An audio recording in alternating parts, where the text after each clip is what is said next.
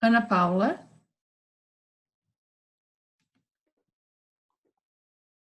Andressa, Angélica, Presente.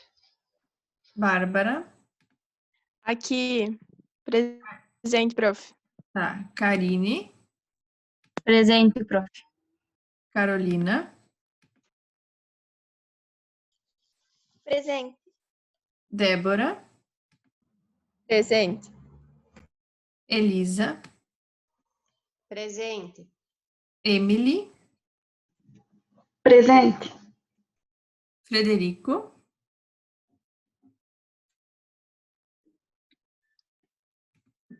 Joana, Presente.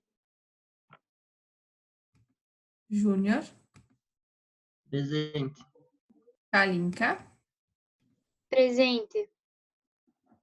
Kelly, Presente. Lara, Buenas tardes. buenas tardes, Lucas, essa lá, Luíse, Presente. Maíra, ou Mayra, acho que foi a Mayra que me mandou mensagem dizendo que ela não tá conseguindo conectar. Ela tá sem áudio, prof. Ela botou no chat. Tá. Então tá. Marjorie, Presente, prof. Matheus, Presente. Natália, Presente. Patrícia, Presente. Roberto Eu. e Tainá. Presente. Pro? Oi, Oi, eu entrei agora. quem é falando? Quem entrou agora? Ana Paula. Ana Paula. Tá.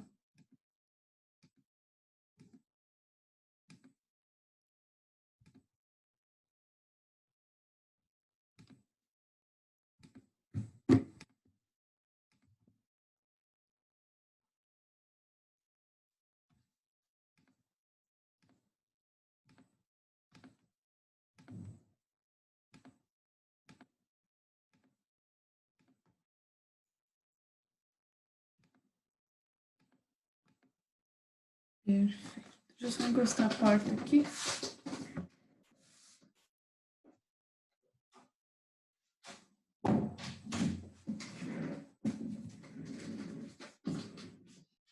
Então, vamos lá, pessoal. É semana que vem nossa prova ou é na outra? Semana que vem, prof, tá marcado. Então, tá.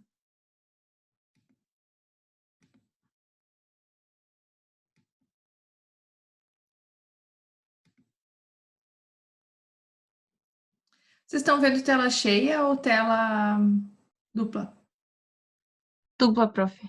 Ah, então deixa eu ajustar. Agora sim, né? Agora sim, tá certo.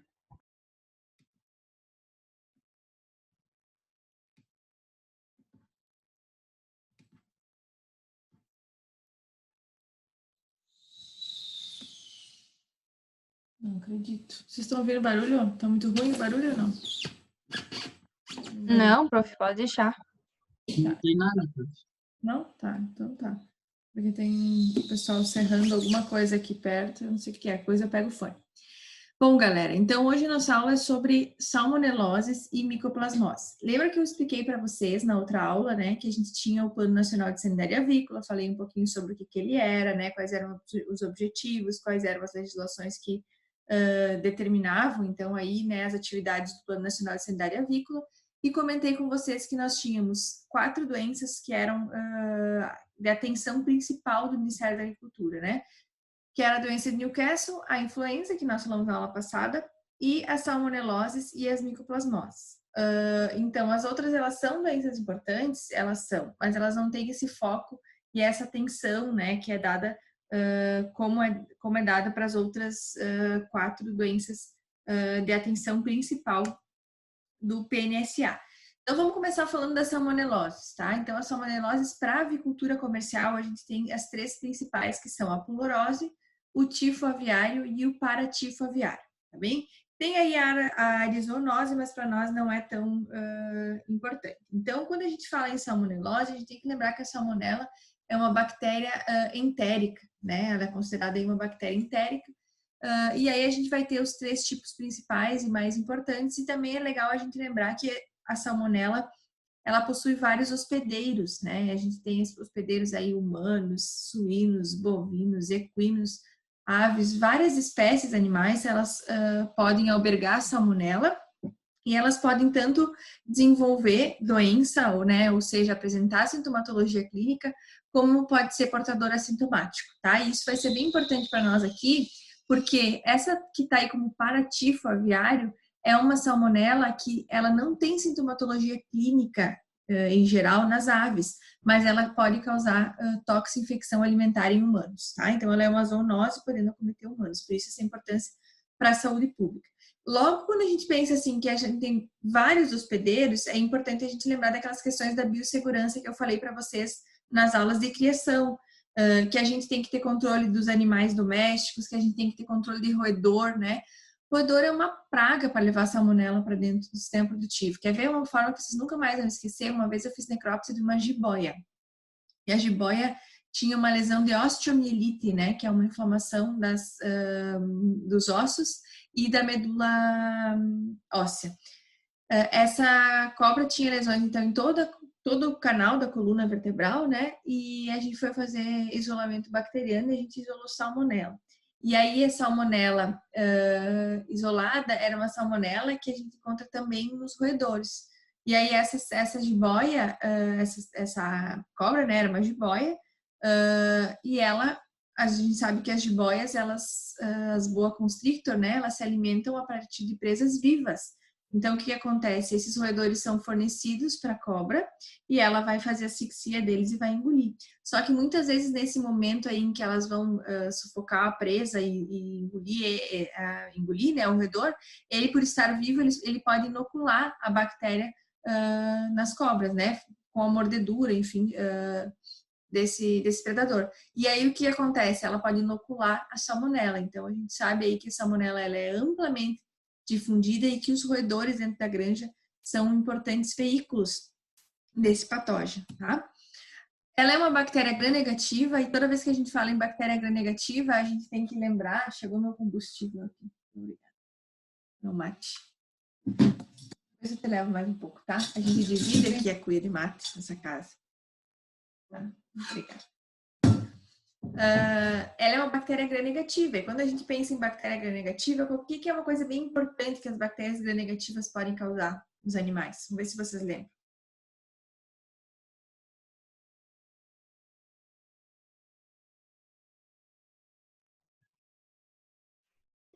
Podem levar a septicemia, prof? Perfeito. Bactérias gram-negativas podem levar a septicemia. Então, aqui, quando a gente for falando de salmonela, vocês têm que lembrar isso, que nós podemos ter formas clínicas de apresentação aguda, que vai envolver a septicemia, e podemos ter formas de apresentação um pouquinho mais crônicas, né? Ou menos agudas, subagudas, por exemplo, porque a gente pode ter uma evolução maior, tá? Ela é uma enterobactéria, como o prof já tinha comentado, então, em geral, ela coloniza o trato digestivo dos animais e é eliminada do meio ambiente. A Salmonella pullorum e a Salmonella gallinarum, elas são sorotipos, que são espécies específicos, eles acometem as aves. Então, eles são muito bem adaptados às aves, e eles causam doença em aves. E por isso, eles não têm importância em saúde pública, tá bem? Nós humanos não vamos nos contaminar e desenvolver doença se nós ingerirmos um frango lá com Salmonella pullorum e Salmonella gallinarum. Então, elas são importantes mesmo para as aves, tá? O paratifo já são mais de 2.000 espécies e aí dentro desse grupo aí das salmonelas paratíficas, né, a gente tem o predomínio da Salmonella enteritidis e Salmonella typhimurium. Essas salmonelas é o contrário, ó, elas praticamente não causam doença em aves, mas elas acometem os humanos, podendo causar toxinfecção alimentar. Então, olha a importância da questão da saúde pública aqui, né? Então, por isso, a gente fica bem atento para essas salmonelas paratíficas. Como eu tinha comentado antes, então, a pullorum e a gallinarum causam doenças nas aves, né? As paratíficas aí têm uma grande importância em saúde pública. Esse custo aí que a prof coloca é porque a gente tem um custo absurdo com medidas de biossegurança, com medidas de higienização, com medidas de controle e monitorização, que é as monitorias sorológicas, tá? Muitas indústrias avícolas aí gastam uma fortuna por ano porque tem um calendário de coletas para avaliar tanto a presença da bactéria através do exame de cultivo bacteriano, como a procura de anticorpos, né? Fazer sorologia aí para ver se circulou salmonela nos lotes ou não, tá? Então, essas salmonelas, elas têm um custo muito, muito grande para a avicultura. Vamos falar, então, das salmonelas em si primeiro, vamos conhecer um pouquinho da doença, depois eu falo bem rápido qual é a legislação que rege, né, a salmonela na avicultura industrial. Então, a pulorose, doença mais comum em aves jovens, vai causar uma septicemia fatal, e quando não causa uma septicemia fatal, ela pode causar, então, uma diarreia. E essa diarreia, por ser esbranquiçada, a doença é conhecida como diarreia branca bacilar, tá? Porque as aves têm uma diarreia bem esbranquiçadinha. A transmissão vertical, ó, ela é muito importante, por quê? Porque justamente essa salmonela, ela é mais patogênica para aves jovens, ok? Então, lembra, transmissão vertical via ovo, né? E transmissão horizontal com os coleguinhas, né? Com os coleguinhas do lote. Então, vertical, ó, ela já nasce infectada e aí ela nasce super suscetível ou ela é infectada ali na hora que tem a postura. Lembra que o canal que a gente coloca o ovo do reprodutivo é o mesmo canal do trato digestivo? Lembra disso? E que o ovo sai com os poros abertos? Então, a salmonela consegue penetrar dentro do ovo, infectando o pintinho de um dia. E aí, esses animais já nascem e podem desenvolver sintomatologia clínica. Os que sobrevivem são portadores, isso é muito importante, porque então nós vamos entender agora que a pulorose e o tifo aviário, eles não têm tratamento, tá? Não se trata aves com isso, porque elas, mesmo que você diminua a ocorrência de sinais clínicos com a utilização dos antibióticos, elas ficam portadoras e elas ficam disseminando dentro do lote. Perfeito? Principalmente se essas aves forem reprodutoras, né? Que elas vão transmitir para os pintinhos. Aqui tem uma coisa muito importante, a gente pode encontrar a salmonela só no trato digestivo e algumas vezes a salmonela pode se disseminar para os outros órgãos, tá? E aí, inclusive, reprodutor. Mas não necessariamente a salmonela precisa estar infectando lá um ovário, por exemplo, para ter transmissão via ovo. O simples fato do ovo passar lá no canal onde tem comunicação com as fezes, a gente já pode ter a contaminação do pintinho. Então, os sinais clínicos da pulorose, a maioria deles é inespecífica, né? É aquilo que a prof fala sempre para vocês, que a gente vai ter lá aves moribundas, né? Apáticas, com asas caídas, as peninhas arrepiadas, elas ficam acumuladas, normalmente elas se acumulam todas num canto do galpão, né? Elas se embolam todas num canto do galpão, vão diminuir o consumo de água, o consumo de ração. Mas o mais importante aqui para nós é, se a gente está falando que algumas vezes elas podem apresentar diarreia, é nós avaliarmos ali a região da cloaca. E aí o que a gente observa é o que tem nessa imagem aí, que é esse emplastamento de cloaca que vocês estão vendo aqui, ó, tá? Então as fezes ficam aderidas na cloaca. E tende a ser uma diarreia mais esbranquiçada, bem? Uma diarreia mais esbranquiçada. Depois, quando a gente falar em salmonela gallinarum, a gente vai ver que a gente tem uma diarreia mais esverdeada, tá? Então, nas aves jovens que podem apresentar surto hiperagudo, o que é um surto, não, uma apresentação superaguda, o que vocês acham que quer dizer esse superagudo aí? Que aparece, tipo, repentinamente. Isso, a ave está bem e aí vocês vão encontrar ela morta lá no meio do lote. Normalmente, essas lesões aí do superagudo estão relacionadas a um quadro de septicemia. Então, a gente quase não vai ver alteração macroscópica, tá? Vocês vão ver essas aves aí, abrem elas lá dentro do galpão e não tem praticamente nada. Nos quadros agudos, que é um pouquinho de evolução um pouco maior, a gente pode ter um aumento de volume, né, e congestão do fígado, baço e rins.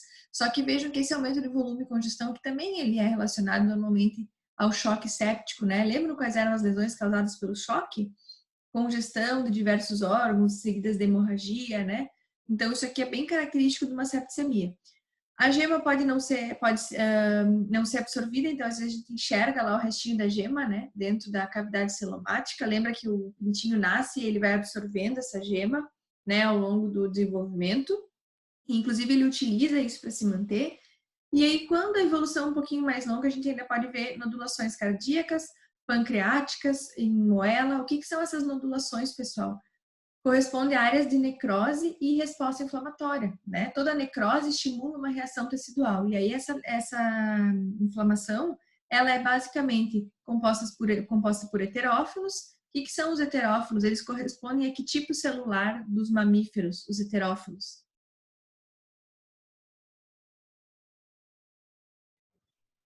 Os neutrófilos? Isso mesmo. Nas aves nós chamamos de heterófilo e nos mamíferos nós chamamos de neutrófilo. E os heterófilos, eles não têm enzimas digestivas do seu citoplasma como tem os neutrófilos dos mamíferos. Logo, quando a gente pega animais que são aves, répteis, né, que possuem heterófilos e não neutrófilos, todas as lesões inflamatórias, elas não vão ser purulentas, porque nós não temos enzimas digestivas nos grânulos dos heterófilos. Então, as nossas lesões, elas são caseosas, né? Então, a gente não vê lesão purulenta em ave, a gente não vê lesão purulenta em tartaruga, a gente não vê lesão purulenta em cobra, a gente não vê lesão purulenta aí em pato, marreco, né? Qualquer espécie de ave, tá? A gente sempre vai ver lesões caseosas, okay? Que correspondem a infiltrados de heterófilos. E muitas vezes associado aqui, a gente pode ter também a presença de linfócitos, macrófagos, né, até células gigantes, vai depender da evolução dessa lesão. E algumas vezes a gente pode ver artrite bolhosa, que é com menos frequência, que a gente vai ver essa lesão, principalmente nas articulações das aves. Em aves adultas, a gente não tem tanta importância clínica da pulorose, ok? A gente não vai ver quase sintomatologia clínica, mas a gente tem muitas vezes uma disseminação da bactéria para o sistema reprodutor.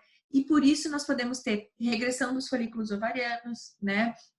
Postura intraabdominal, então é aquela ave que, claro que nós estamos falando de reprodutora, né? Ou matriz, ou de postura comercial. Elas andam como se fosse um pinguinzinho, assim, e aí elas têm um abaulamento da cavidade celomática, porque elas fazem essa postura abdominal, tá? E aí, por isso, desenvolve, obviamente, um quadro de peritonite. Algumas vezes podemos ter perihepatite, pericardite e a formação de grânulos, né, nos sacos aéreos e pulmões, aí, principalmente cásios, né?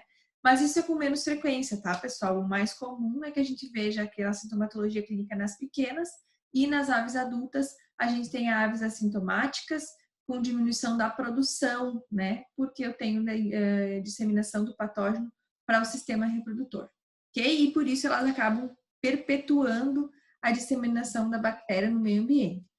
Aqui vocês estão vendo a imagem de uma ave jovem. O que chama a atenção de vocês essa imagem aqui? O tamanho do fígado e hemorragia? Perfeito, o tamanho do fígado, né? Ele tá com. A gente não vê muito bem os bordos, mas a gente vê que ele tá maior do que deveria. E a congestão, né? Ele está difusamente avermelhado, ó. Isso aí, eu entendi o teu raciocínio, né, Júnior?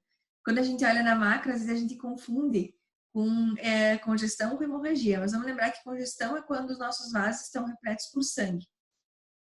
E hemorragia é quando a gente tem um extravasamento das hemácias para fora do leito vascular, né? A gente sabe esse conceito, que quando a gente olha, a gente diz, esse tecido parece hemorrágico, é a primeira coisa que a gente pensa, né? A hemorragia, ela tende a ter um padrão de distribuição e a congestão, muitas vezes, ela é difusa, então isso facilita para a gente diferenciar. Nessa imagem, vocês já conseguem ver bem direitinho, ó, que o coração, aqui no saco pericárdico, tem umas nodulações. Dá para perceber que isso aqui é tudo aumento de volume, ó? Então, as nodulações que a prof falou, que correspondem a essas necroses associadas a infiltrado inflamatório. Mas percebam, isso aqui é um animal que ficou por mais tempo, né? Ele teve um curso clínico aí de evolução maior do que aquele animal anterior aqui, que morreu por septicemia. Aqui, então, é tirando o saco pericárdico para que vocês vejam essa imagem aqui. Ela é uma imagem antiga, mas não tem problema. Por que ela é antiga, prof? Qual é a ocorrência hoje de Salmonella pullorum nos lotes de ave comercial?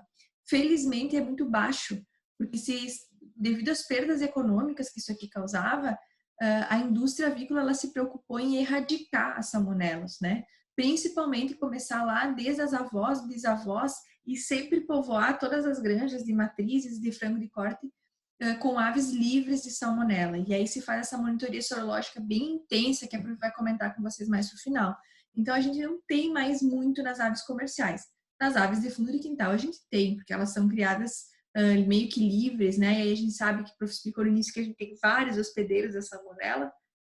E aí todas as aves silvestres podem vir e eliminar o agente no ambiente aí das aves de vida livre.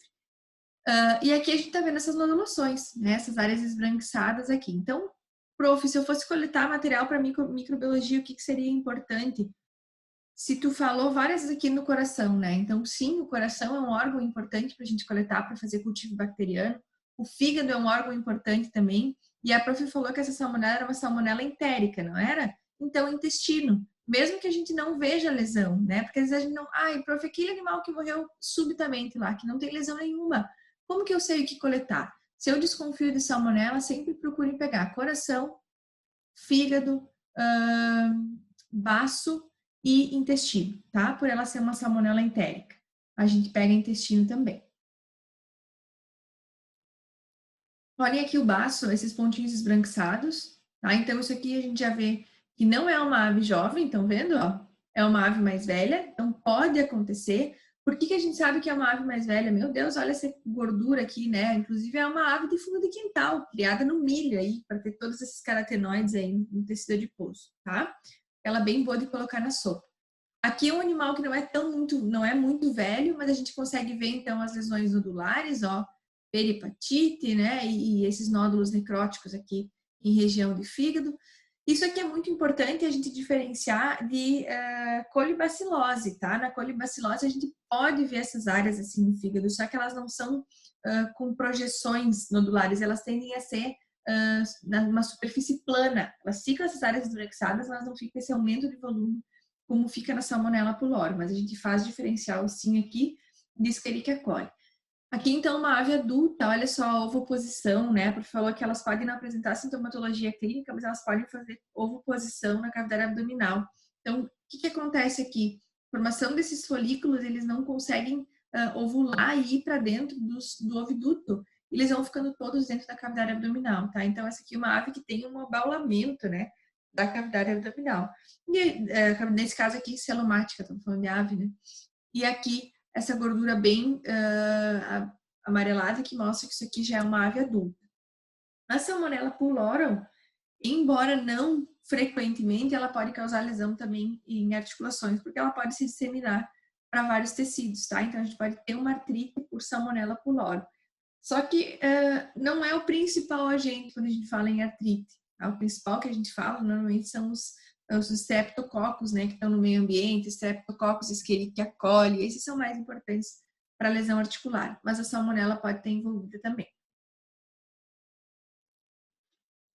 Bom, o que eu vou fazer para controle e prevenção? Primeira coisa, pessoal, é biossegurança. Atualmente, nos lotes comerciais, a gente tem essas salmonelas erradicadas, né?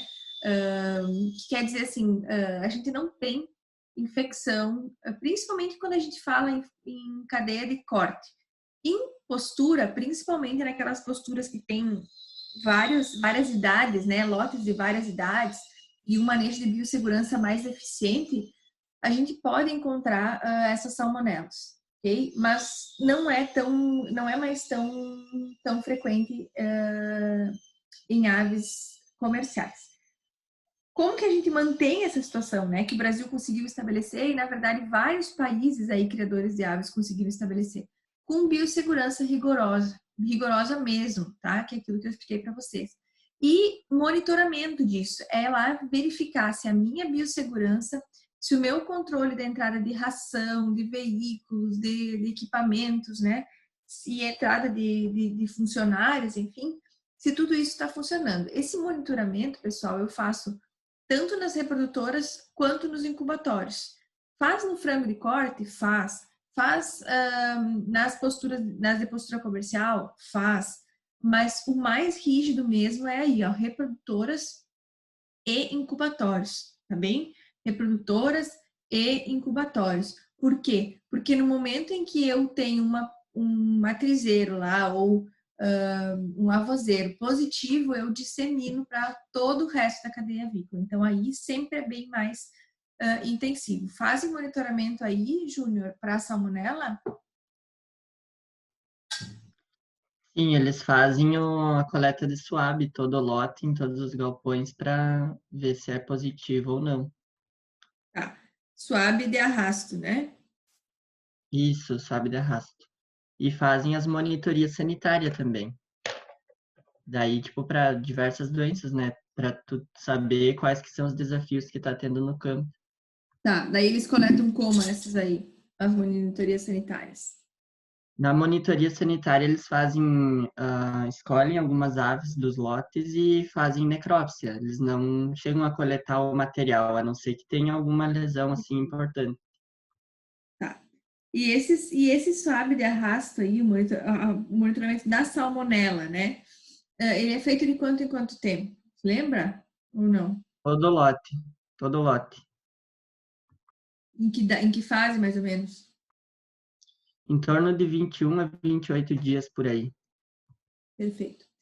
Tá, pessoal, então, citando o exemplo do Júnior aí, nós estamos falando de frango de corte, né?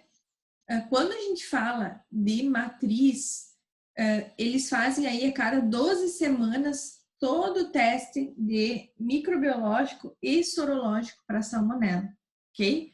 Como que é isso, prof? Faz os swabs. O que é um swab de arrasto, professora? Coloca o propé no pezinho e caminha pelo galpão, pega esse propé e manda para isolamento, tá? Para ver se cresce salmonela ou se não cresce salmonela. Obviamente que daí coloca no meio seletivo, né? Que pega lá as bactérias entéricas, que é uma conque, né? E depois de lá vai semeando para ver se cresceu salmonela ou não. E também faz o monitoramento sorológico. Só que esse monitoramento sorológico tem toda a questão da interferência de reação cruzada, tá? Algumas vezes pode dar a sorologia positiva para pulorose e não ser pulorum, pode ser a Gallinarum, e a enteritides também tem reação cruzada com a pulorose. Então, toda vez que a gente quer fazer, por exemplo, deu positivo lá na sorologia para Gallinarum, então eu tenho que eliminar o lote, lembra? Porque ela é uma salmonela espécie específica. As espécies específicas a gente tem que eliminar o lote. Aí tá, eu vou fazer eliminação do lote. Não posso, porque isso aí pode ser imunidade cruzada com outro tipo de salmonela, principalmente as salmonelas que são do mesmo grupo, né? Que são as do grupo D aí, que entra Pullorum, Gallinarum e Enteritides. Então, para confirmar, antes de qualquer coisa, para eu poder fazer o sacrifício sanitário, eu tenho que fazer confirmação por incubação, por isolamento, tá? Por isolamento bacteriano, cultivo bacteriano para confirmar. E aí, muitas vezes a gente faz depois da colônia o PCR, para saber direitinho qual é a bactéria que está envolvida, tá? Porque às vezes só com as provas microbiológicas a gente não consegue fazer. Nos incubatórios, pessoal, em geral é assim, né? Swab de arrasto, pool de fezes que se utiliza. Quando faz a necrópsia, pega pool de órgãos, principalmente aqueles órgãos que a prof explicou. E no incubatório, em geral, pega aí resíduo do incubatório, pega pintinhos de um dia para tentar fazer o cultivo, ok? Ração, enfim, tudo que entra dentro do sistema produtivo é monitorado para verificar a presença ou não de salmonela. E como que funciona isso, prof? Eu trabalho numa granja, sou RT de uma granja, né? Eu sou um veterinário técnico de uma granja, eu trabalho para a JBS, vou dizer aí. Como é que eu faço para fazer esse monitoramento? A minha granja é de frango de corte. Bom, a tua granja de frango de corte, tu vai fazer essas coletas com uma autorização do Ministério da Agricultura, ou tu vai fazer essas coletas com o fiscal do Ministério da Agricultura lá, né? Ou da Secretaria, acompanhando a tua coleta, tá bem? E as amostras, prof, eu mando para onde? As amostras eu mando para aqueles laboratórios de referência que vocês aprenderam na aula passada. Que são os laboratórios que não são do Ministério da Agricultura, são laboratórios particulares, vocês vão pagar, obviamente, por esse exame, né? Isso é o produtor que paga, os custos são todos do produtor. Só que esse laboratório, ele tem todos os requisitos exigidos pelo Ministério da Agricultura, que é uma forma do Ministério da Agricultura confiar naquele diagnóstico, tá? E aí, essas são as monitorias que vocês vão fazer. Ah, prof, mas eu trabalho como RT de uma granja de matriz. Bom, então lá na matriz, normalmente a cada 12 semanas, né, se faz o monitoramento da salmonela. O monitoramento determinado pelo Ministério da Agricultura. Ah, tá, então eu coleto e mando para o laboratório de referência. Isso mesmo, isso aí é o que o Ministério prevê. Mas se a tua empresa, a tua integradora quer fazer mais do que a cada 12 semanas, né, com mais frequência para garantir, não tem problema nenhum, a empresa pode fazer. E digo para vocês o seguinte, pessoal, as empresas, elas costumam fazer mais testes do que o Ministério pede. Porque para a empresa, se acontecer de ter uma disseminação de salmonela, o prejuízo econômico é altíssimo. Então, é interesse da empresa monitorar isso com mais regularidade até que o próprio Ministério, tá? Então, vocês vão fazer todos esses exames. Prof, se der positivo, daí muitas vezes você coleta a amostra e manda para o laboratório oficial, né? E se der positivo para pulório, elimina o lote, tá? Se for ave comercial, aí é sacrifício sanitário desse lote. Nós vamos falar isso aí depois mais para frente, conforme a legislação, ok? Tem tratamento, professora? Tem, mas o que eu falei lá no início? Que as aves podem se tornar assintomáticas e seguir eliminando a bactéria no meio ambiente, tá? Então, falando aí em avicultura comercial, a gente não recomenda o tratamento dessas aves. O tifo aviário, pessoal, ele é mais comum de ocorrer na postura comercial, tá? Por que na postura comercial, prof? Porque se a gente for pensar em salmonelas, elas são bem controladas na avicultura, só que na postura comercial a gente tem aves adultas, tá? E o tifo aviário, ele tende a acometer aves mais adultas, enquanto a pulorose acomete os animais bem jovens, lá, pintinhos de 1 dia até 4 semanas, o tifo aviário acontece mais em ave adulta. Linhagens leves são as mais resistentes. Vocês lembram o que era linhagem leve e linhagem pesada? Que a gente aprendeu na aula de manejo? Linhagens leves são aquelas que são usadas para postura e a pesada para corte. Uma tem aptidão para produzir ovos e outra para produção de carne. Perfeito. Então vejam a importância disso aqui, tá? É mais comum em postura comercial. Por quê? Porque a biosseguridade da postura comercial é muito mais deficiente do que a biosseguridade, né, as medidas de biossegurança da cadeia de carne, né, das matrizes lá, que são as aves adultas que a gente tem para comparar do frango de corte. Então, ela é bem mais flexível, por isso que é mais comum.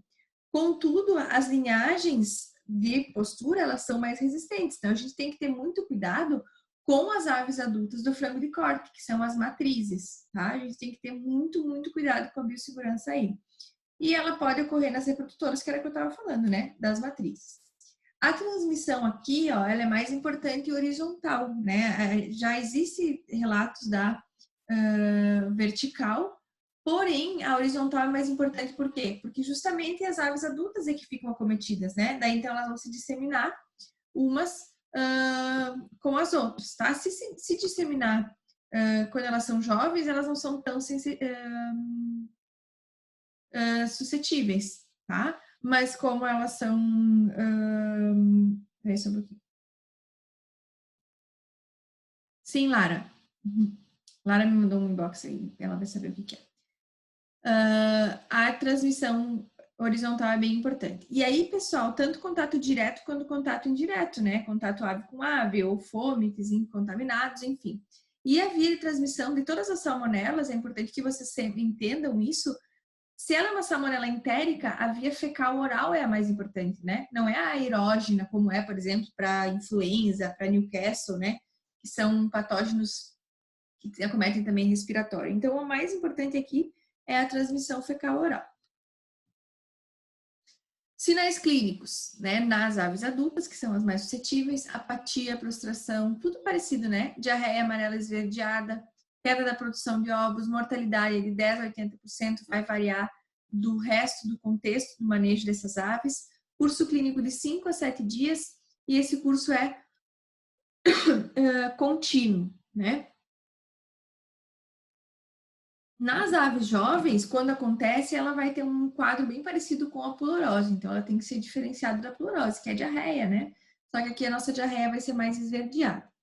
O que eu tenho de lesão? Olha só como essa imagem da direita nos mostra uma ave adulta. E aí vocês vão dizer assim, socorro, diz a professora, tirou essa foto da onda, que tá até meio esverdeada. É essa a lesão do tifo aviário. É essa a lesão que vocês vão ver.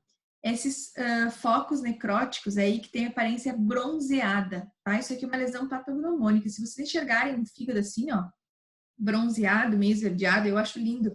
Parece um furta-cor, sabe? Parece que pegaram um esmalte daquele furta-cor e passaram em cima do fígado dessa ave, né? Se vocês enxergarem isso aqui, vocês não podem deixar passar. Isso aqui é Salmonella gallinaria, tá? Isso aqui é achado patognomônico de Salmonella gallinaria. Ele pode estar hemorrágico, posso ter hepatoesplenomegalia quando o curso é mais agudo, por causa da septicemia, né? E eu vou ter uma mortalidade contínua, as aves vão morrendo dentro do lote, vai passando a curso contínuo, né? Vai passando de uma para outra, aí as aves vão ficando doentes e vão morrendo. Essa imagem aqui mostra o hepatomegalia, ele não está tão bronze quanto a outra, né? A outra estava mais bonita, mais característico. Essa aqui eu já posso confundir tranquilamente com uma Salmonella pullorum. E se esse fígado aí está aumentado de volume assim, eu também preciso fazer diagnóstico diferencial de cólera aviária, né, que é causada pela Pastorella mutocida. E a Pastorella mutocida a gente também tem esse aumento de volume aí por causa da septicemia. E aqui é um baço, né? Nas aves o baço é bem redondinho, fica logo atrás da moela ali, quando vocês quiserem procurar, vocês vão ver, fica bem atrás da moela. Aqui tá a moela e aqui tá o proventrículo, né, que é o estômago glandular das aves. Observem também como ele está bem gordinho dentro da cápsula, né, aumentado de volume, então ele está bem gordinho dentro da cápsula.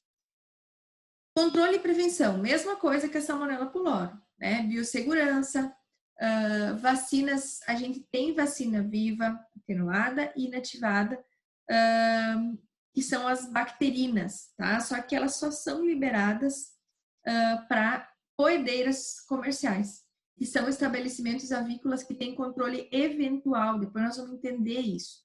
Controle permanente são aqueles que fornecem aves, né? Por exemplo, bisavós, avós, matrizeiros, esses aí não podem fazer vacinação. As poedeiras, elas ficam um longo período de tempo, né, dentro do lote, por isso elas são um grande candidatas aí a se contaminar com Salmonella gallinaria, e como elas não vão deixar um legado da sua história, lembra a minha figurinha lá? Não tem problema delas serem vacinadas, tá? Por quê? Porque a gente não tem aquela monitoria sorológica tão intensa quando como a gente tem nas outras reprodutoras, tá bem?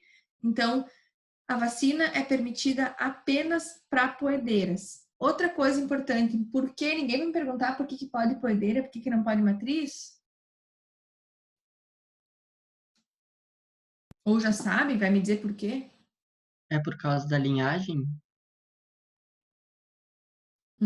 Por que pode vacinar uma e por que não pode vacinar o outro? Porque a poedeira vai produzir ovos para consumo?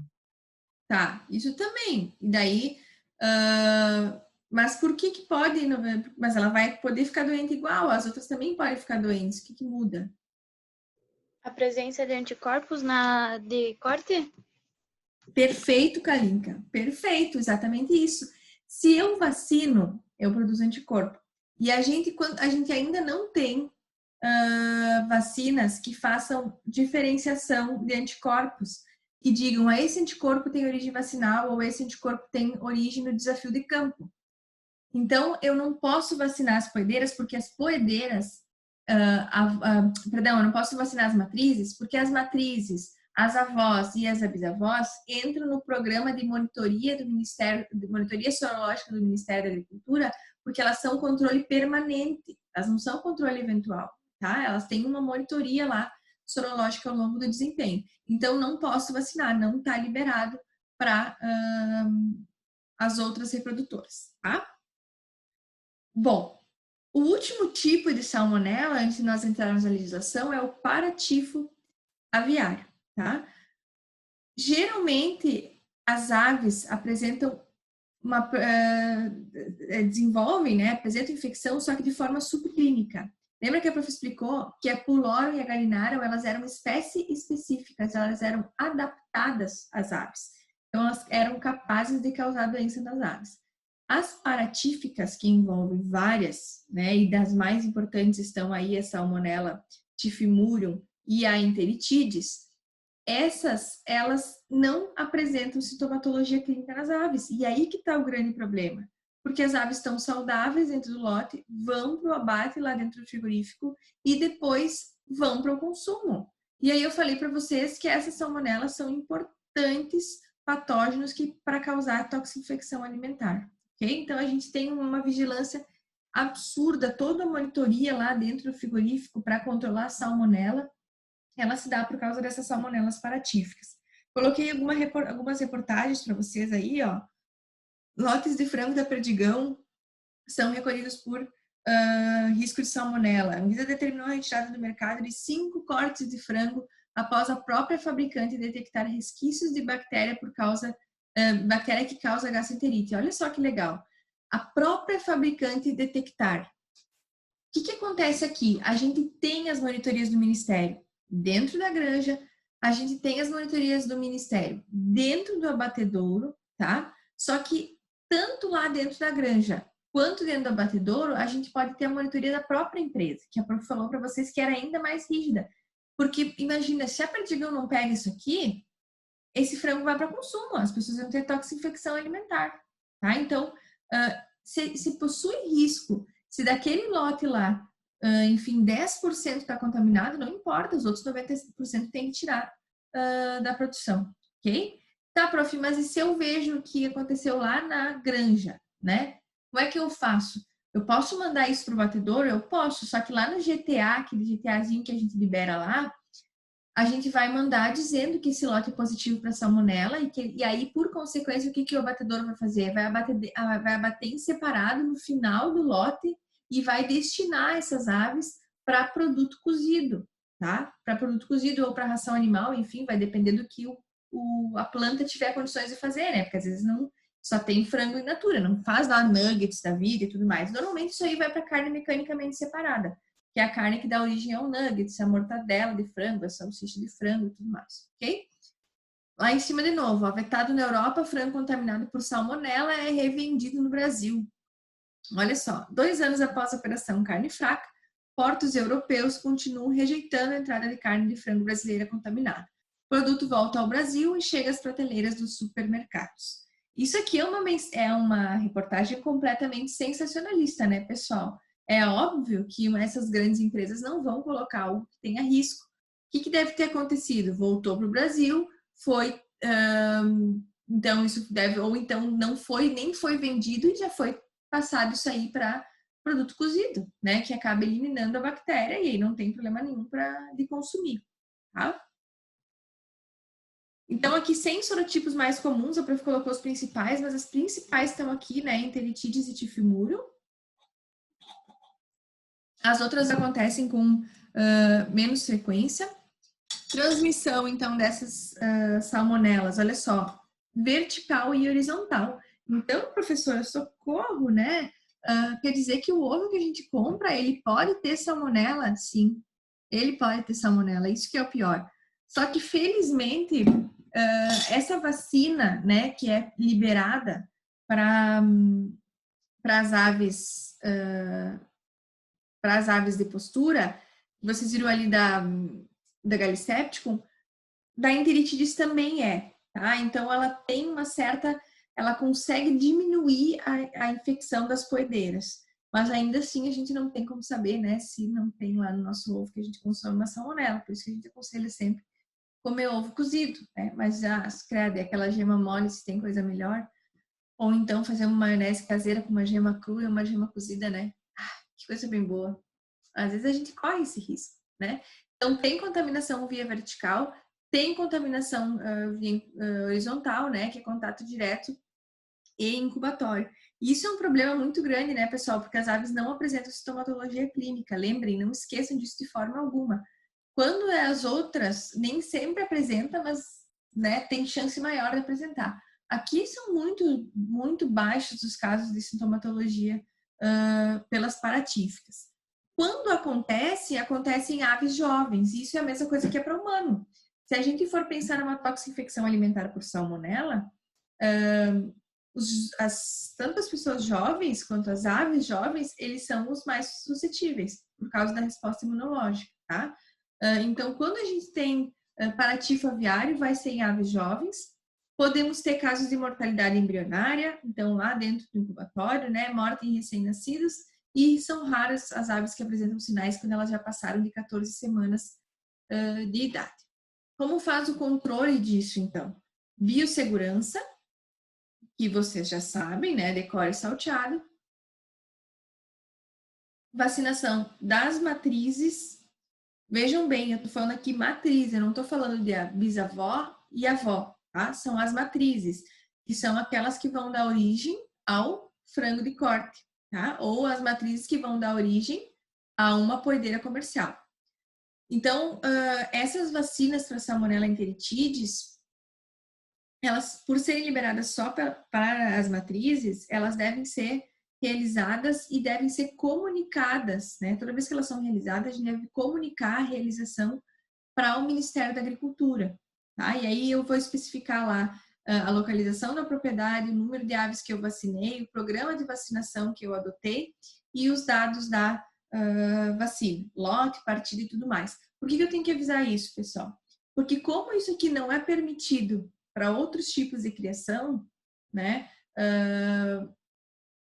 O Ministério da Agricultura cruza os dados da granja que vacinou com os dados do produtor da vacina, né? Do laboratório que produz a vacina e vê se esses dados fecham, tá? Para que não ocorra mais, que não ocorra vacinação em nenhum lugar. Então, prof, essa salmonela, essa vacina para salmonela enteritidis, porque a gente sempre pensa assim, né? Vacina para bactéria é uma coisa que não, né, que não desce muito bem. A gente sabe que para bactéria a gente tem uma resposta imune mais celular, né? E para vírus mais imunomoral, por isso que a gente usa mais vacinação para vírus. Mas essas vacinas aqui, normalmente elas são bacterinas, são fragmentos da bactéria, e elas têm se mostrado bem eficientes no controle da salmonella enteritidis para essas matrizes. E isso é importante porque se eu controlo na matriz, o meu frango de corte não vai ser contaminado, né? Pelo menos via vertical, a menos que eu coloque, introduza lá a salmonella quando ele estiver dentro do alojamento de frango de corte. E aí eu diminuo, obviamente, a contaminação dessas carcaças lá no abatedouro e, por consequência, chega uma menor quantidade na mesa, tá? Então, isso aqui, a vacinação de salmonella enteritidis, ela é amplamente utilizada nas matrizes de aves comerciais. Como eu faço o diagnóstico, então? Isso aqui de todas as salmoneloses, né, pessoal? Não só da salmonella que a gente falou por último, que é a paratífica, tá? Aqui serve para tifimurium, para enteritidis, para gallinarum, para pylori, independente. Eu vou fazer, então, levar em consideração os achados clínicos, quando existirem, porque a gente já ouviu aqui que tem, dependendo da salmonella, a gente tem aves assintomáticas, realização de exames anatomopatológicos, que é a necrópsia, né? Então, eu associo o sinal achados clínicos, eu vou fazer a necrópsia, vou coletar material. Isso é outra coisa importante, dependendo do quadro de salmonella, se for septicêmico, às vezes a gente não vê lesão histológica, né? A gente vê alguma coisa na macroscopia e não vê lesão histológica. E aí, nessas horas que é importante eu ter o achado clínico e saber dizer que isso aqui foi uma morte súbita, por isso que não tem lesão micro. Em relação aos exames laboratoriais, pessoal, o que a gente pode fazer? A gente pode fazer sorologia e microbiologia. Óbvio que se nós formos fazer sorologia, nós vamos fazer a partir de sangue, né? Vou coletar o sangue do animal e aí esse animal pode estar vivo ou pode estar morto. Lembra do que a prof falou lá no início? Para eu fazer sorologia, eu tenho que ter certeza que as aves não são vacinadas para nada, né? Por exemplo, se ela for vacinada para enteritidis e eu fizer sorologia, né? Não adianta, eu vou ver lá anticorpo. E aí tem uma coisa bem importante, que ela pode não ser vacinada para gallinarum e não ser vacinada para pylori, ser só vacinada para enteritidis. E ela dá positiva na sorologia para pylori, tá? Deu positiva para pylori. O que pode ser isso? como todas essas 3 que a prof citou, elas pertencem ao grupo D, elas têm resposta imune cruzada. Quer dizer que a ave não necessariamente tenha tido contato com a pulorum, pode ser o anticorpo da enteritidis que está dando falso positivo para a pulorum, tá? Então, a sorologia, ela é como se fosse uma triagem e ela é muito mais para fazer monitoria, né? Monitoria lá, o monitoramento é aquele que o Ministério da Agricultura, que tem o calendário lá do Ministério da Agricultura. Em geral, o que nos confirma mesmo é o exame microbiológico. Então, eu vou fazer o exame de necrópsia, eu vou coletar amostras e vou fazer o microbiológico. Posso fazer o microbiológico de tecido, de suave, da ave, né? De suave de arrasto, de suave de superfície, de resto de incubatório, resíduo de incubatório, de pintinhos, enfim, né? Pintinhos de um dia.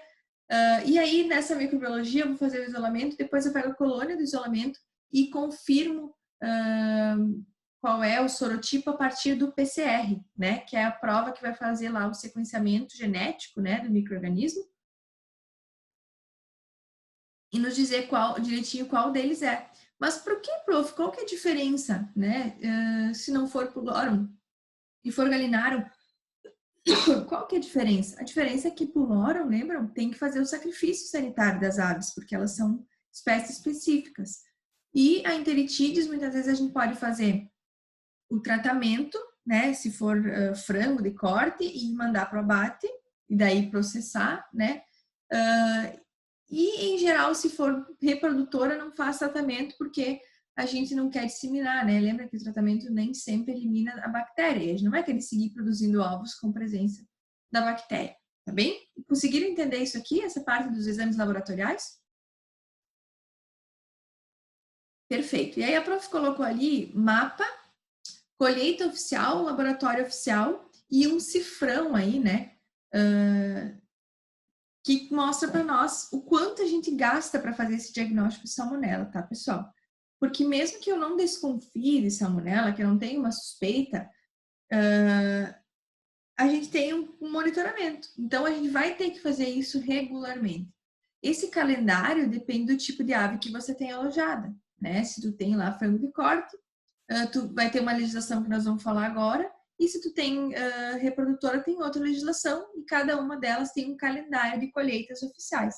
Essas colheitas oficiais, todas vão para um laboratório credenciado, e aí, nesse laboratório credenciado, quem paga a conta são os produtores, né? Eles pagam lá para o laboratório credenciado para fazer todo esse monitoramento, e só encaminham os resultados do Ministério da Agricultura, tá? Agora, se der positivo, aí sim, o Ministério da Agricultura coleta a amostra e aí leva para o laboratório oficial, que são os lanagros, né? Cada lanagro aí faz um tipo de micro-organismo. E aí leva para o lanagro e aí sim se confirma, faz a eliminação do lote e tudo mais. Mas entendam que tem um custo agregado gigantesco esse controle das salmoneloses. Trouxe para vocês as 2 legislações principais, quando vocês forem estudar aí para concurso, eu acho super importante. E quem for trabalhar em frigorífico, né, com abate de aves ou em granja também, vai utilizar muito isso aqui, que são a Instrução Normativa 78 de 2013 e a Instrução Normativa 20 de 2016. A 78, ela traz as normas para controle e certificação de núcleos, né, e estabelecimento avícolas como livres de Salmonella gallinarum e pulorum, e livres ou controlados para Salmonella enteritidis e Pratifimurium. E a Instrução Normativa 20, ela traz controle e monitoramento de salmonela nos estabelecimentos avícolas comerciais de frango. Então, na 78, a gente trazia quem? Avós, bisavós e matrizes, tá? E na 20, a gente fala daquela cadeia ali das aves comerciais, frango, peru de corte, os abatedouros de frango, abatedor de galinha, perus de corte e reprodução, tá? Então, entra numa legislação separada. Mas o que cada uma traz, prof? Vamos lá, vamos ver então primeiro a 78. A 78, ela nos traz... só um pouquinho.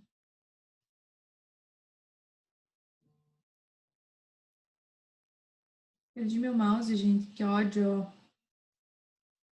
Quantos anos eu tenho? 100, que não consigo mexer no mouse? Bom, a 78, ó, ela nos traz o seguinte. que para eu proceder o comércio nacional ou internacional e a transferência no âmbito nacional de seus produtos, o núcleo ou estabelecimento avícola deverá ser certificado como livre de Salmonella gallinario e Salmonella pylori e livre ou controlado para Salmonella enteritidis e Salmonella typhimurium. O que quer dizer isso, pessoal? Que principalmente quando eu quero comercializar aí entre estados, né, ou que eu quero comercializar ovos férteis e animais jovens. Então, vamos lá. Os núcleos dos estabelecimentos de linhas puras, quem são as linhas puras? Ó, bisavozeiros e avozeiros. Como eles vão mandar aves para diferentes locais, eles têm que ser livres das 4 salmonelas. Não tem choro, tá? Não interessa se é espécie específica ou não. Quando a gente tem estabelecimento de linha pura, não pode ter salmonela, nenhuma delas. Já os matrizeiros, ó, lembram que vão dar origem ao frango de corte e vão dar origem às aves de postura, eles têm que ser livres de Salmonella gallinario e Salmonella pylori e livres ou controlados, né, para Salmonella enteritidis e typhimurium. Ah, professora, mas eles têm que ser porque, se eles quiserem comercializar nacional e internacionalmente, tá? Eu posso ter lá uma granja de avó e bisavó, e se eu não quero ter as 4 puras, eu posso ter granja? Sim, pode, mas vai vender para quem? Quem que vai querer comprar? Né? Não faz sentido. Então, para te ter certificado pelo Ministério da Agricultura, tu precisa manter essas 4 livres. E se tu tiver uma matrizeira, tu pode ser livre das 4, ou tu pode ser livre das espécies específicas, né? E controlada para enteritidis e typhimurium. Bom, professor, e se eu tiver linhas puras positivas? Se eu tiver lá no meu estabelecimento é certificado, eu faço comércio, só que aí numa das minhas monitorias lá, nas minhas internas, nem foi do Ministério da Agricultura, as minhas linhas puras lá, tem um bisavozeiro, né? Elas deram positivas para a Salmonella enteritidis.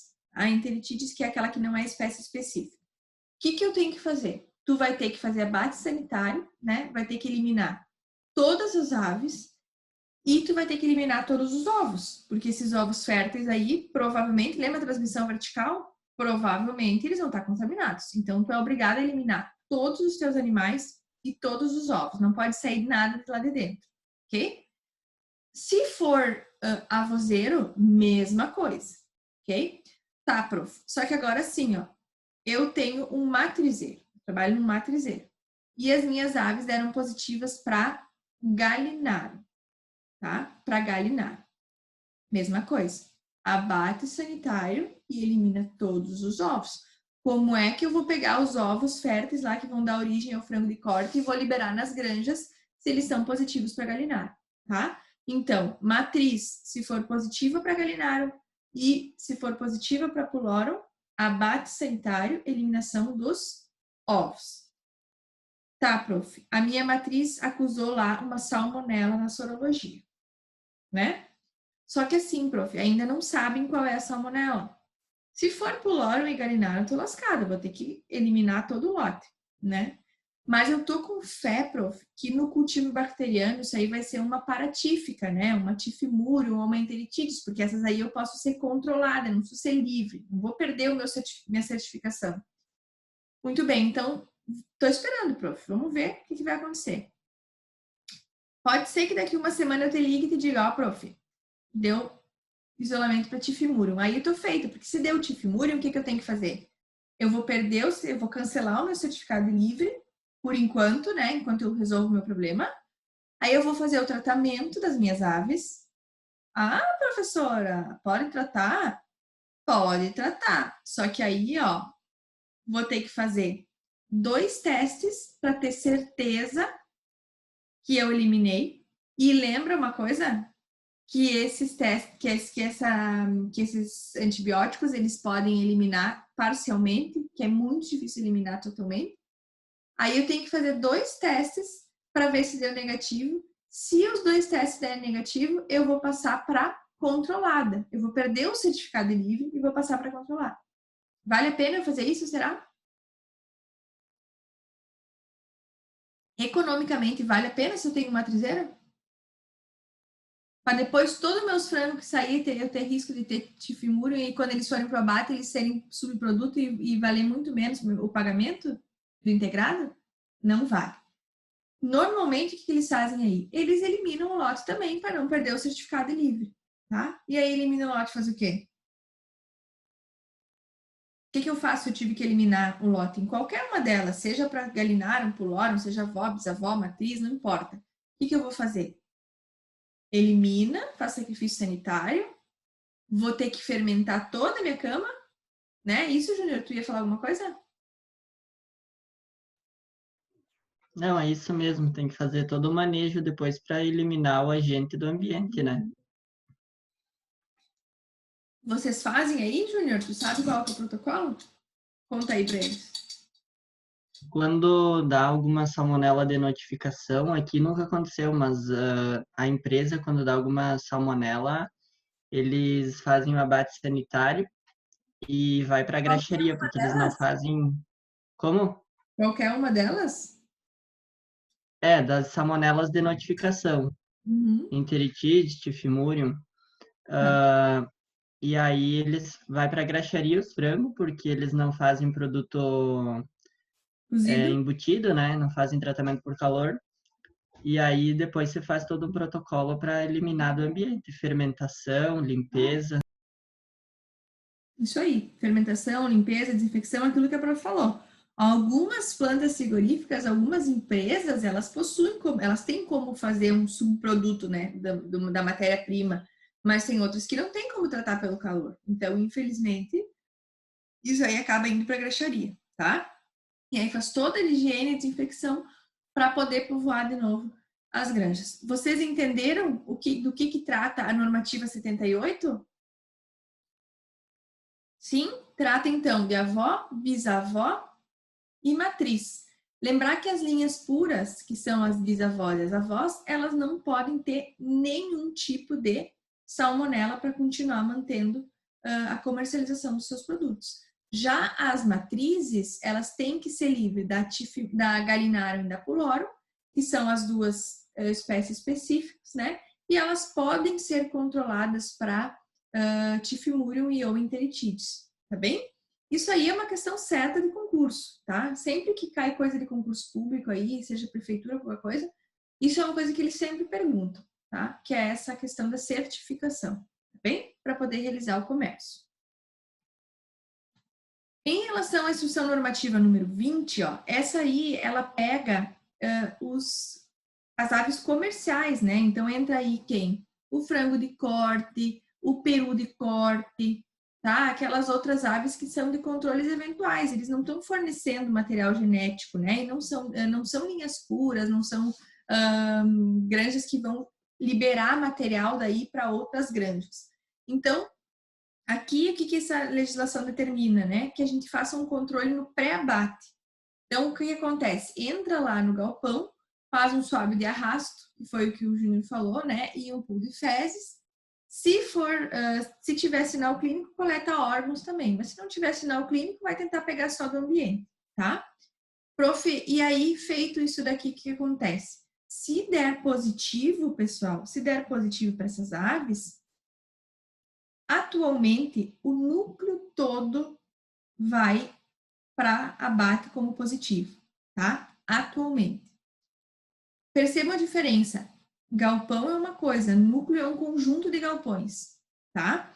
Então, o que acontece? Atualmente, essa legislação diz o seguinte, se um galpão der positivo, todo núcleo é considerado positivo.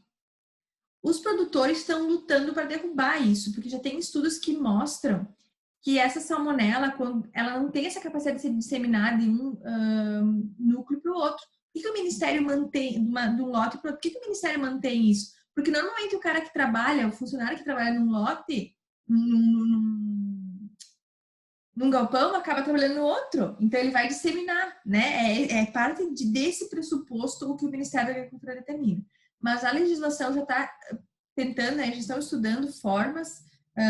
Porque quem que define todas essas legislações aqui, né, pessoal? O prof não comentou com vocês. É o Ministério da Agricultura, são os empresários da cadeia, são os produtores, tudo isso aqui entra em votação, eles fazem votações de toda a cadeia avícola e cada um opina em relação a diferentes pontos, né, de uma instrução normativa. Então, eles estão tentando já, e o Ministério da Cultura também já está mais aberto a isso, a quando der positivo um lote, um galpão, não necessariamente tem que condenar todo o núcleo, tá? E eles vão começar a testar também os outros galpões, porque hoje em dia o que acontece? Essas amostras são coletadas, não são de todos os galpões, né, Júnior? São de alguns galpões. Pode falar. Geralmente aqui eles coletam de todos, Pro. Tá. Mas tem algumas granjas muito grandes que aí eles acabam coletando de alguns galpões e não coletam no núcleo todo. Então, o Ministério da Cultura está tentando flexibilizar isso para não ter tanta perda econômica, tá? Mas, por enquanto, é isso aí. Deu um galpão positivo, o núcleo todo é condenado como positivo. E aí, se isso acontece, o que nós vamos fazer, então? A gente vai mandar isso com o GTA lá para o abatedouro. Como assim no GTA, prof? Quando eu faço esse swab de arrasto, eu tenho que fazer com um tempo hábil de que volte o resultado do laboratório antes das aves ir para o abate, né? Não posso despachar essas aves para o abate sem a presença desse resultado negativo ou positivo. Então, eu vou mandar no GTA dizendo, ó, lote positivo para salmonela tal. E aí, no abatedouro, isso vai ser abatido separado. Então, o que nós vamos fazer dentro do sistema produtivo? Fermentação da cama, de todos os aviários, né, do núcleo, ou tratamento aprovado pelo Ministério, remoção e descarte de toda a cama e esterco do núcleo após o tratamento previsto, limpeza e desinfecção da instalação e dos equipamentos, adoção de vazio sanitário de pelo menos 15 dias, investigação para identificar a fonte, obviamente, né, e avaliar para ver para onde que isso pode ter se disseminado. E o médico veterinário que vai comprovar, né, ao Serviço Veterinário Oficial, a realização dos procedimentos descritos acima, tá? Através de registros. Esses registros auditáveis, o que é? São registros que vão ficar dentro da propriedade que a qualquer momento podem ser solicitados pelo Ministério da Agricultura, tá? Então, essas duas são as legislações principais para a salmonelose. Uma abrange as reprodutoras e outra abrange as aves lá comerciais, né? O frango de corte, enfim, essas aves que vão para o consumo humano. Entenderam essas duas legislações? Entenderam sobre as salmonelas? Querem perguntar alguma coisa? Tem alguma dúvida?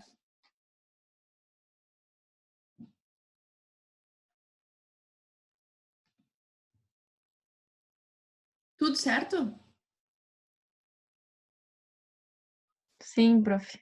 Tá. Vamos fazer um intervalinho antes de nós voltar para as micoplasmoses? Pode ser? Pode, prof. Tá. Voltamos às 3 horas, tá? 20 minutinhos. Então, até daqui a pouco.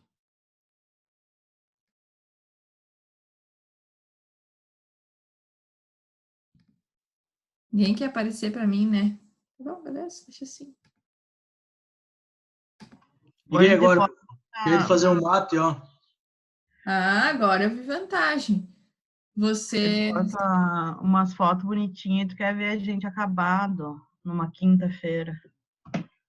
Ai, gente, grande coisa. Tudo, nós estamos tudo acabado. Vamos acabar tudo do mesmo jeito mesmo. Com os bichos comendo a gente, enterrado. Tudo a mesma coisa. Portanto, a gente aparecer. Aí que eu saiba que vocês não aparecem para os outros professores, não aparece para mim. Eu sou ciumenta. Não inventem moda. Podem aparecer. Se forem escolher uma aula para aparecer por semana, tem que aparecer para mim. Então, vamos lá. Vamos seguir essa aulinha aqui. Agora vamos entrar nas micoplasmoses, tá? A quarta doença que nós vamos falar, que é abrangida aí pelo Plano Nacional de Sanidade Avícola, ela é uma das doenças de maior notificação, né? Então, tá aí como primeiro lugar das doenças notificadas.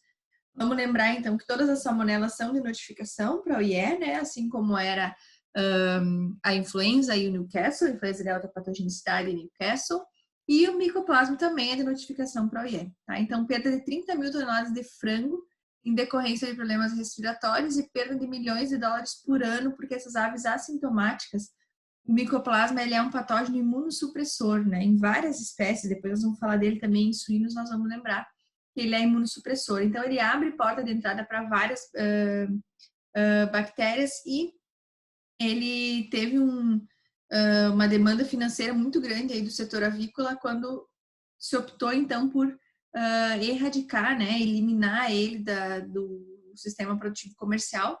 E aí, então, as empresas fazem esforços homéricos aí para manter os plantéis avícolas livres dos micoplasmas. Tá? Então, as aves comerciais, as aves de vida livre e de fundo de quintal, a gente sabe que a gente ainda encontra micoplasma. Mas, assim como a salmonela, o micoplasma nas granjas hoje é bem controlado, né? Então, ele tem distribuição mundial, aí os programas de controle têm diminuído a ocorrência, como eu falei antes, e persistem alguns tipos de criação, como as aves caipiras. Eu já meio que sei decora as minhas aulas, já perceberam, né? Eu falo no slide antes que vem depois, mas não tem problema, isso aí é normal, a gente vai ficando louco assim mesmo, conforme a gente vai dando aula. Em relação ao agente etiológico, o micoplasma é uma bactéria fracamente gram-negativa e ela é um micro-organismo bem pequenininho, tá? Ela tem ausência de parede celular, então isso é importante porque lembra quando a gente fala em alguns patógenos que tem parede celular ou não tem parede celular, por que isso é relevante? Por exemplo, o coronavírus, né? A gente sabe que o coronavírus ele é um vírus envelopado. E aí, por ele ser envelopado, ele é bem sensível a qualquer desinfectante que atue no envelope do vírus. Então, por isso que lavar a mão com água e sabão resolve contra o coronavírus, né? E para outros vírus funciona assim também. Normalmente, os que têm parede são mais resistentes, são menos resistentes, né? Em relação ao micoplasma, por que é importante a gente saber que ela tem ausência de parede celular? Porque ele é uma bactéria, então, que ele é resistente a qualquer antimicrobiano que atue destruindo parede celular. Por exemplo, as penicilinas, né? As penicilinas são antibióticos que a função dela é destruir parede celular de micro-organismo. Mas se o micoplasma não tem, a penicilina não vai ter onde atuar. Então, não adianta eu querer tratar micoplasma com penicilina que não vai resolver. As colônias têm um formato de ovo frito, né? Ou de mamilo, aí cada um pensa, imagina o que quiser pensar. Quem quiser imaginar um mamilo, imagina um mamilo. Quem quiser imaginar um ovo frito, imagina um ovo frito. Vocês vão morrer com a dúvida para saber o que eu estou imaginando. Isso é um problema de vocês, né? Eu sei que vocês estão aí tudo pensando o que eu ia dizer que eu estava imaginando. Não vou dizer. Quero que vocês fiquem aí pensando o que eu estou pensando que é isso aí. Necessita pré-enriquecimento. O que quer dizer isso, pessoal? Esse patógeno aqui, ele é um patógeno preguiçoso. A gente chama ele de uma bactéria fastigiosa. Ela não cresce facilmente no meio de cultura, tá? Ela é chatinha para crescer. Então, o micoplasma, muitas vezes a gente acaba fazendo o confirmatório dele a partir do PCR, né? Para tentar encontrar o material genético. E algumas vezes a gente faz o cultivo seguido de PCR, né? Mas como ela é uma bactéria meio chatinha para crescer, muitas vezes a gente faz o PCR direto para identificar o material genético. Então, os tipos, né, de micoplasma que a gente tem, as espécies aí, micoplasma galicéptico, micoplasma sinove e micoplasma meliagrides. O galicéptico e o sinove têm importância para aves, para galinhas, né? E o meliagrides tem para galinhas, mas é muito mais importante para perus, tá? O micoplasma galicéptico, esse sinal respiratório, inclusive vai causar doença respiratória crônica das aves, né? O DRC, perdão. O micoplasma sinove, ele tem lesão superior, mas a gente vê bastante lesão articular. O que eu quero que vocês percebam é que tanto um quanto o outro, e inclusive o meliagrides, causa lesão genital. E isso é importante por quê? Porque então nós temos transmissão vertical, tá? Temos transmissão vertical e por isso temos que eliminar as reprodutoras para não passar isso para sua progênie, não disseminar dentro da cadeia avícola. Galicéptico, a gente ainda tem várias cepas dentro, né, do micoplasma galicéptico, causa doença respiratória crônica das galinhas, sinusite infecciosa dos perus e geralmente aparece associado a outros patógenos. Aquilo que a prof falou, ele normalmente abre porta para outras bactérias, tá? Entra aí Escherichia coli, abre porta também para outros vírus, principalmente o vírus da bronquite infecciosa das galinhas, que é um coronavírus, e ele tem pouca resistência fora do hospedeiro, tá? Então ele é fácil de ser eliminado do meio ambiente, isso é muito bom, E isso foi um dos motivos pelos quais a avicultura conseguiu se manter livre, né? A avicultura comercial consegue se manter livre, com uma boa biossegurança e higienização das granjas. Ele lisa glóbulos vermelhos de aves, então a gente pode fazer aqui, e ele inibe também, ele faz hemaglutinação, perdão, então a gente pode fazer também o teste da inibição da hemaglutinação.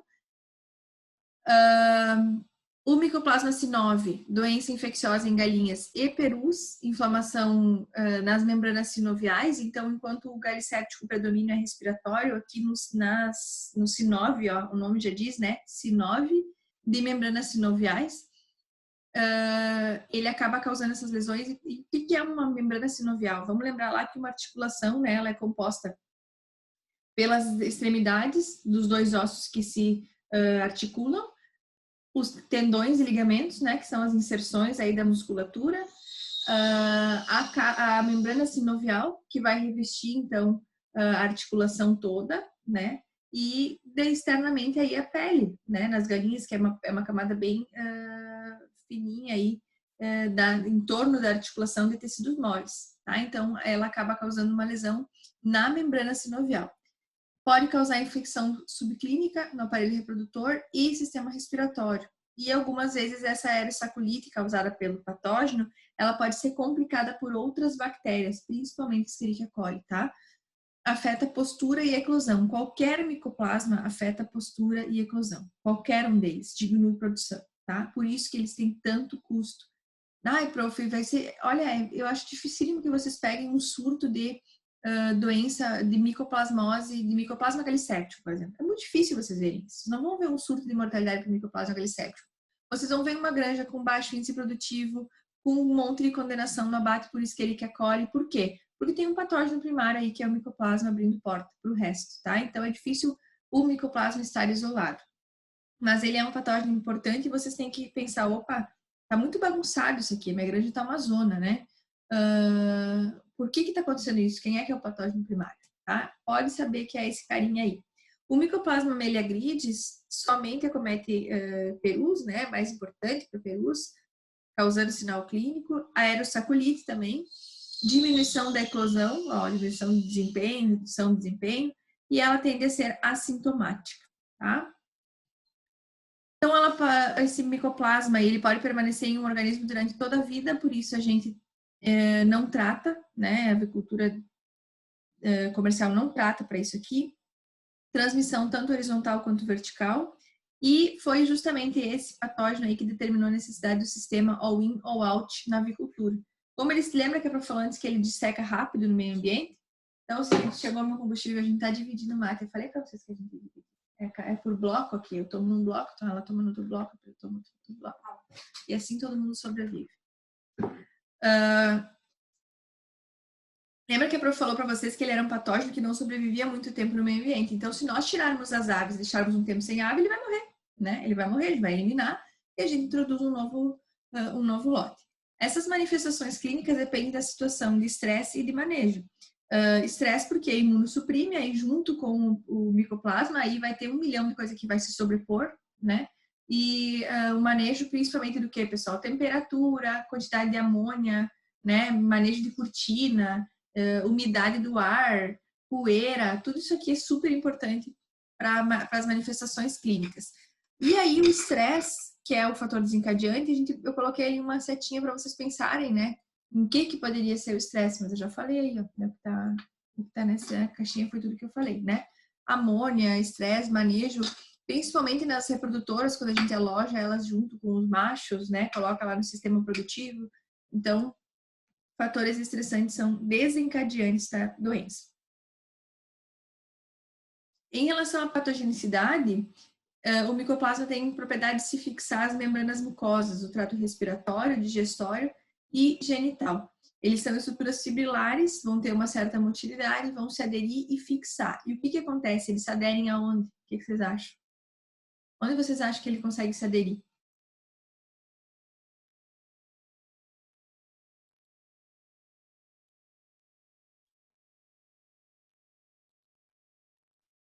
Na membrana citoplasmática das células? Uhum. Mas e uma especialização de membrana super importante que a gente tem no sistema respiratório?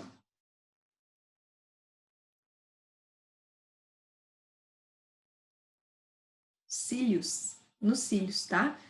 Ele se gruda lá nos cílios e aí o que ele faz? Ele imobiliza os cílios. Além de liberar uma toxina necrótica, ele acaba se ligando lá nos cílios e aí ele não permite a mobilidade dos cílios. É que acontece, todos os outros patógenos que estão no ambiente, né? Escherichia coli, Avibacterium paragallinarum, é o agente da coriza, todos esses aí conseguem colonizar e causar doença. Okay? Então, é por causa dessa diminuição do sistema de defesa das aves que ele é tão importante. Algumas cepas produzem toxinas neurotrópicas, isso quer dizer que algumas cepas podem causar sinal neurológico, tá? Mas isso é bem raro, bem raro.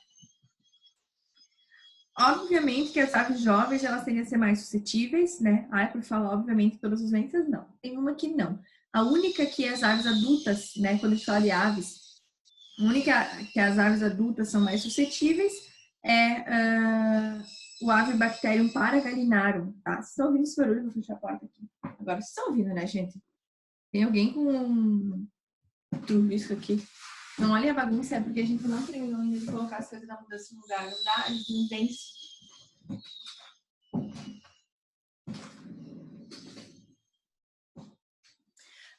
É o Avibacterium paragallinarum, tá, pessoal? Que agente é esse? É o agente da coriza infecciosa das galinhas, que a gente comentou com vocês na aula passada. Esse aí tende a cometer mais aves adultas. E a Salmonella gallinarum, né, que a prof explicou para vocês, que é mais aves adultas também, mas a sintomatologia clínica é bem diferente aqui, então vai ser um diferencial. Então, mais comum em aves jovens, descarga nasal e tosse. Ele é bem inespecífico, tá? Vai ser uma infecção respiratória lá, vocês não conseguem muito bem definir o que é.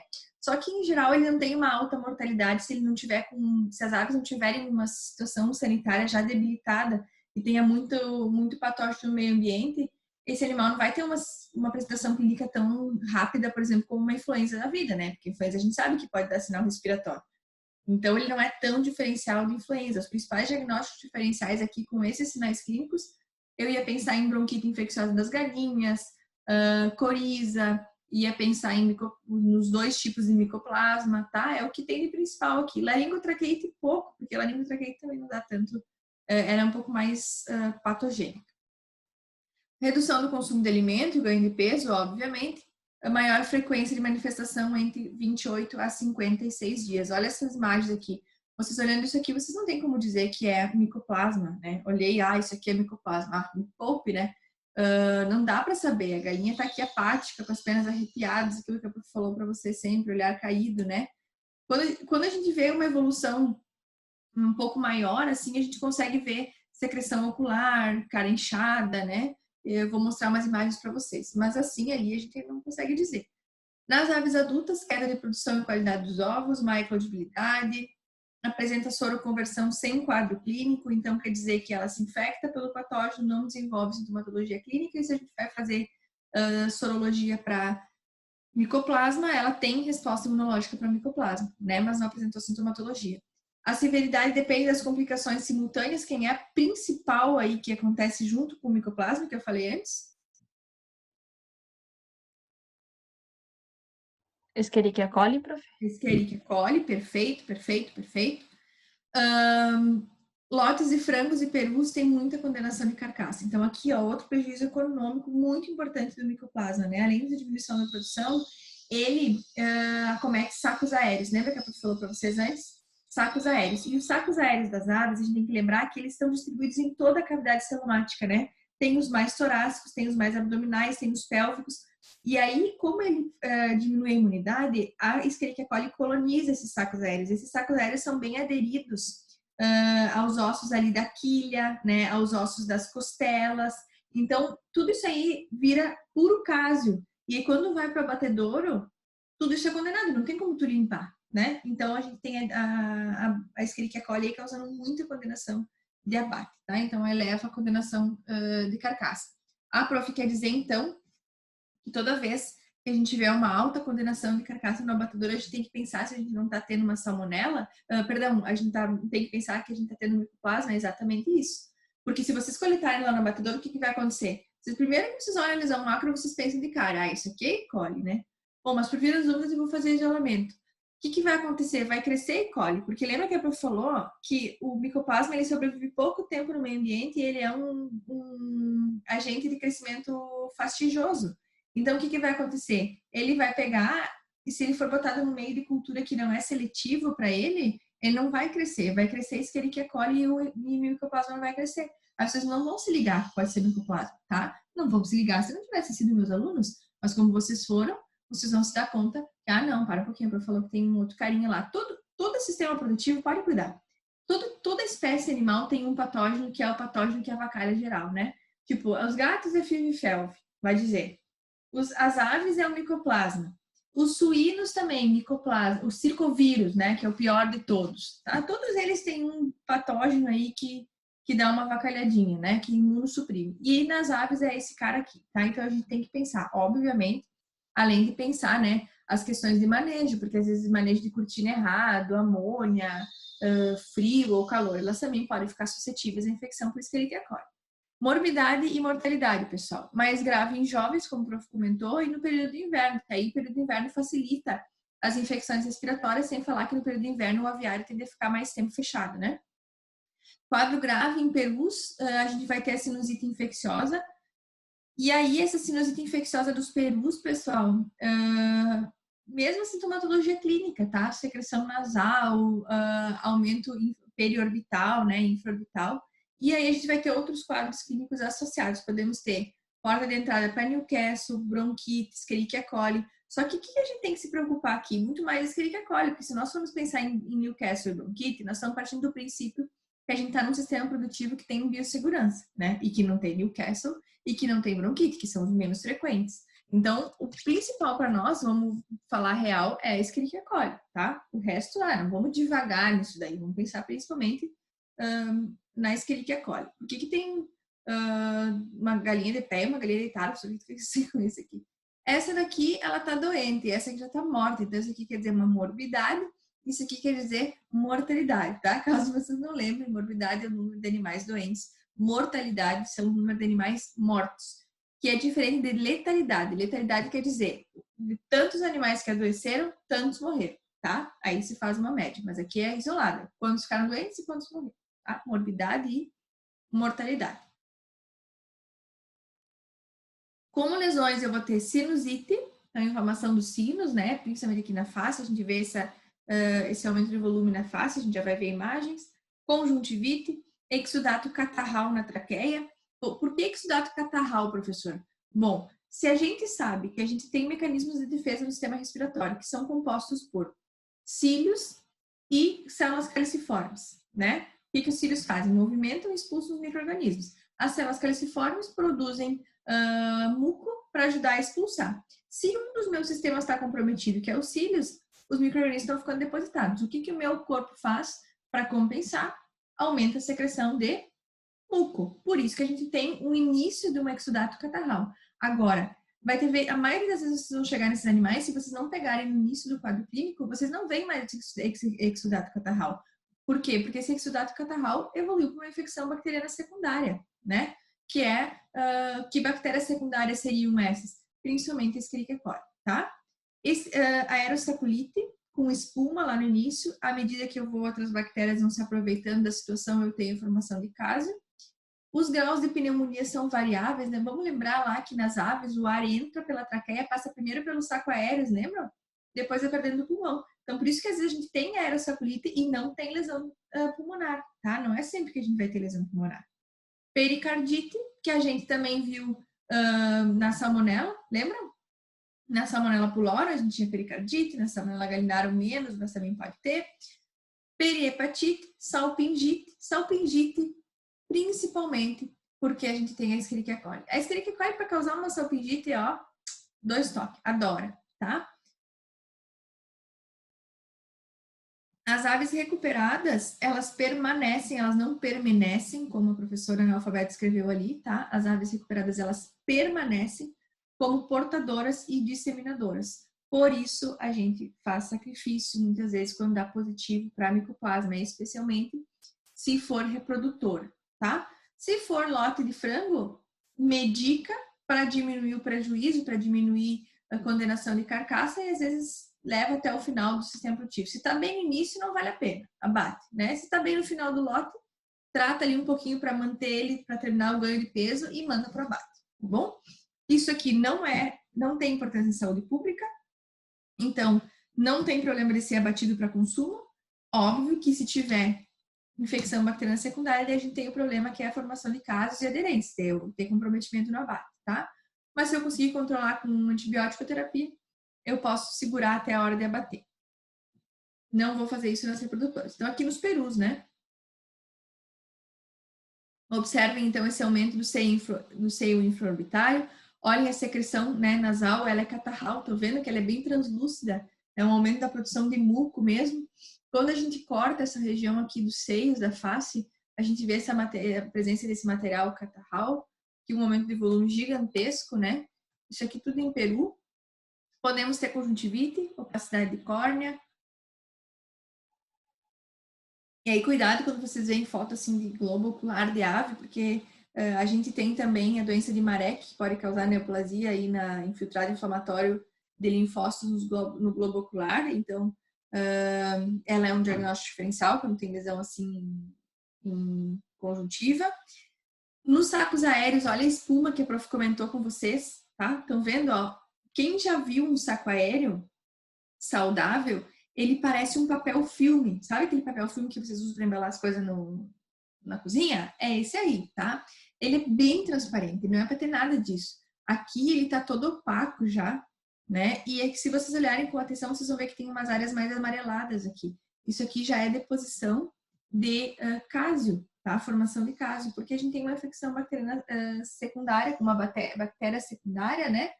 Que é a Escherichia coli, tá? Se eu coletar isso aqui, pessoal, prestem atenção. Se eu coletar isso aqui e mandar para o laboratório, vai vir Escherichia coli. Vai vir só Escherichia coli. Então, se você suspeita que vocês têm micoplasma junto, vocês mandam para o laboratório, vocês dizem que você suspeita de micoplasma, para que o veterinário do laboratório consiga fazer o repique já, né? O repique não, consiga plaquear isso aí num meio de cultura que seja específico para o micoplasma. Senão o micoplasma não vai crescer, tá? Vocês vão perder a amostra. E ou então já solicitem PCR, né, para o micoplasma, que também é uma opção. Mas aí fica a critério de vocês.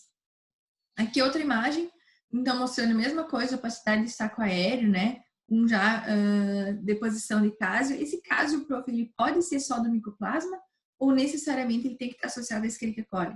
Ele pode ser só do micoplasma, né? Mas eu vou dizer para vocês que é difícil, tá? Isso aí tem sempre coli junto.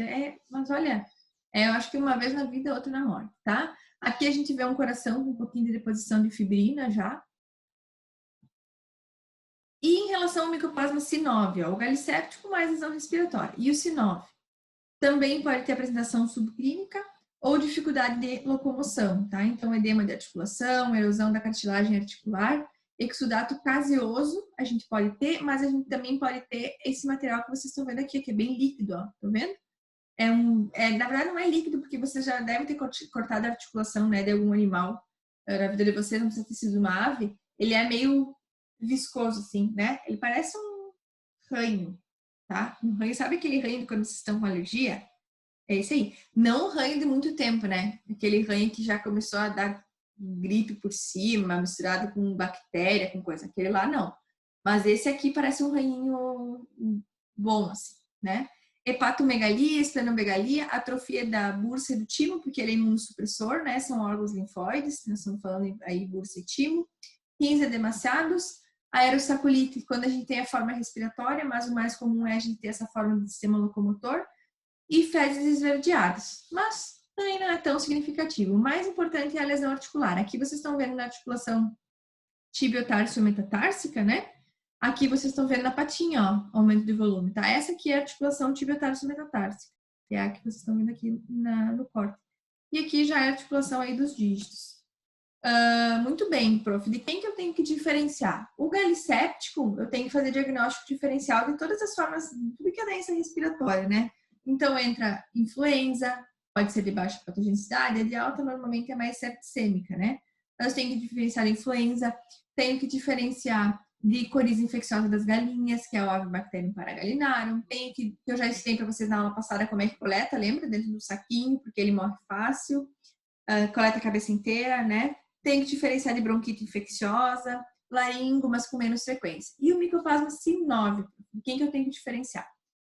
No início da lesão, quando está assim, mais essa secreção mais assim serosa, vocês têm que diferenciar principalmente do reovírus aviário, que é o vírus que causa artrite viral, tá? Conhecida doença como artrite viral ou doença do joelho verde.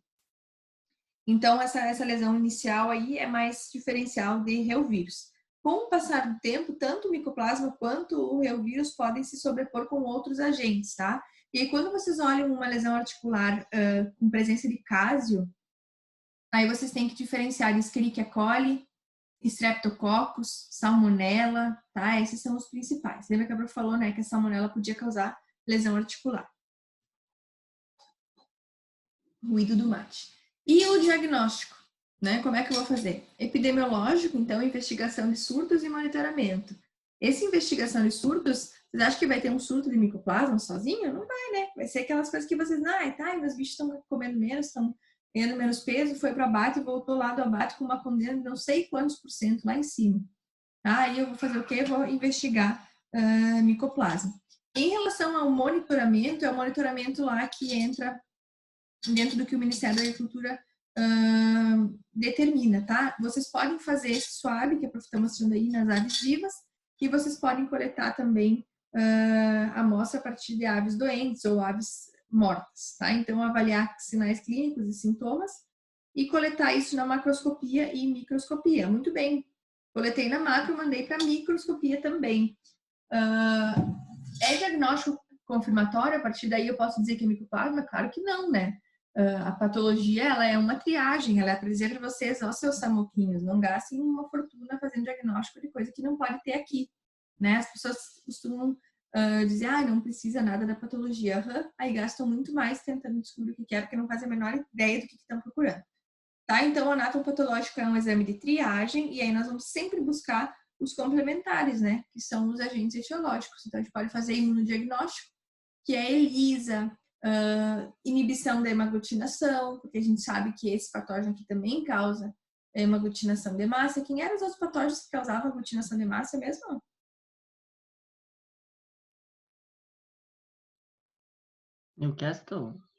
Newcastle e influenza, tá? Os dois.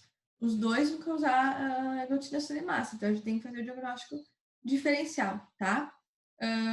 Da inibição da hemaglutinação. E então, ou então, detecção de agente, né? Porque o imunodiagnóstico, o que ele faz? Ele procura anticorpo, né? E pode ter reação cruzada. Então, a detecção do agente sempre vai ser o mais eficiente. E se vocês forem pensar, vou fazer bacteriológico, vou fazer PCR, querem fazer os dois, façam. Mas se tiver que escolher um só, vou fazer PCR, tá? Porque lembra que o Mycoplasma, ele não vive por muito tempo. Então, é difícil, às vezes, vocês não vão conseguir cultivar ele. Não vive por muito tempo, o cultivo é chato, né? Fastidioso. Então, não deixem de mandar também para o PCR, que aí vai procurar o material genético. Como é que eu previno Mycoplasma?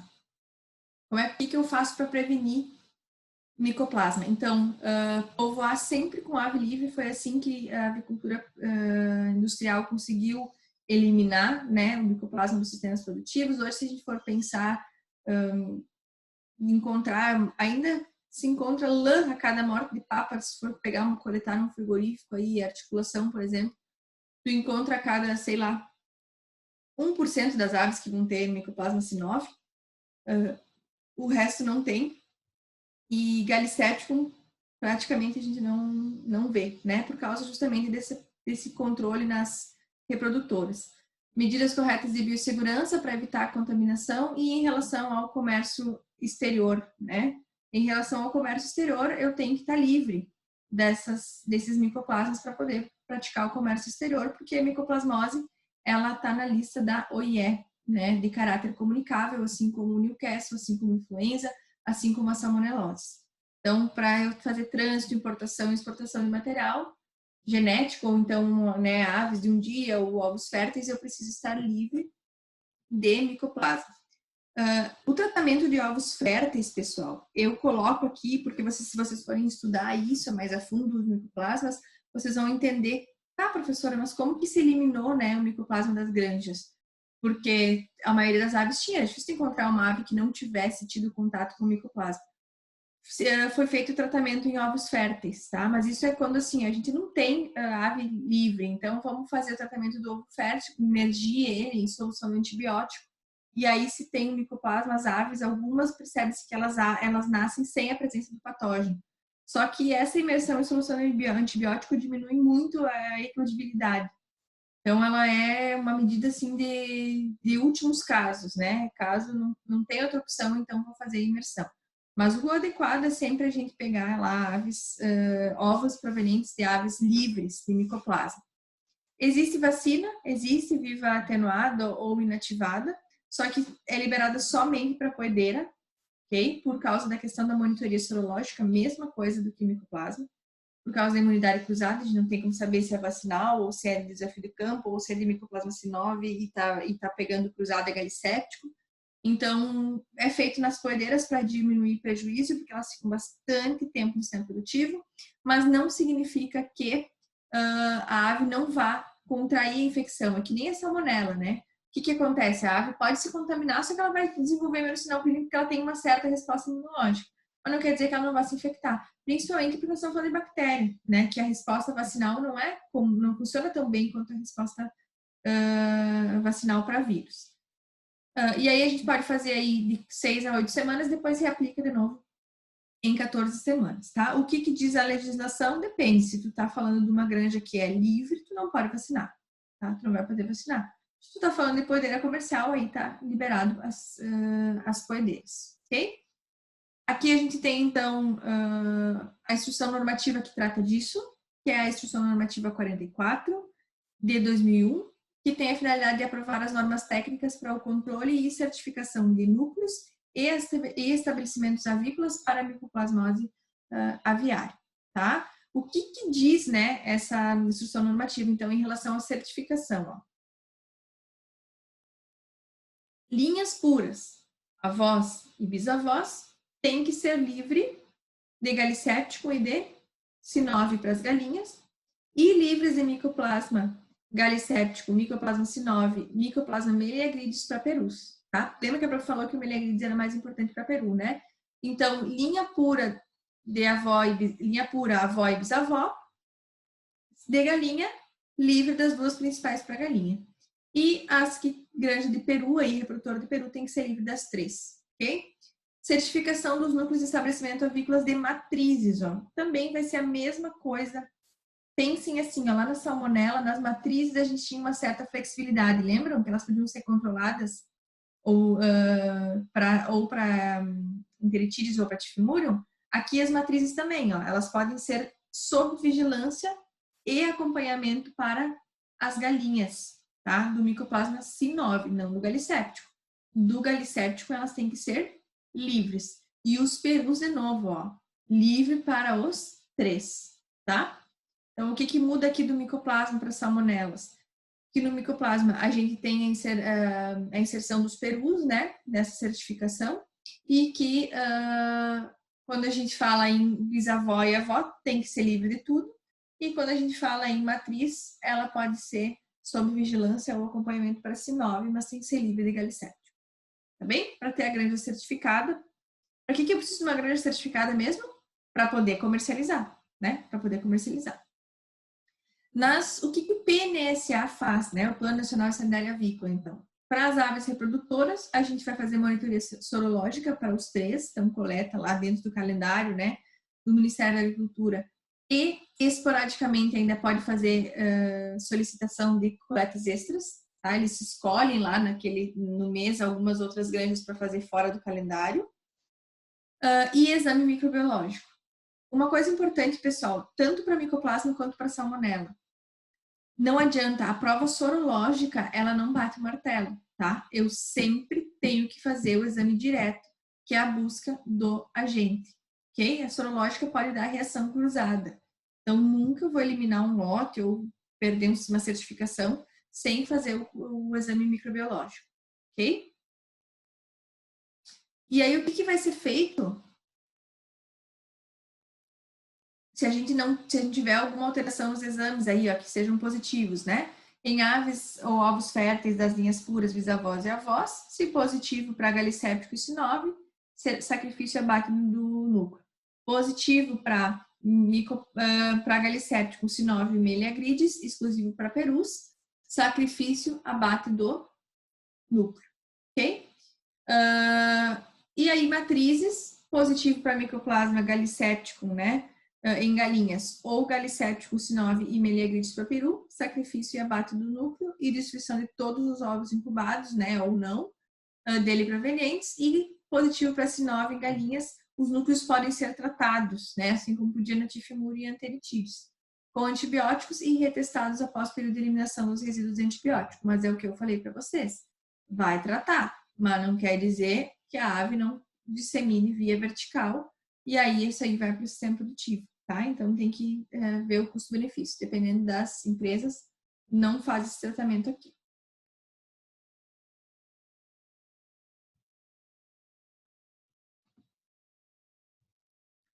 Dúvidas, pessoal? Não?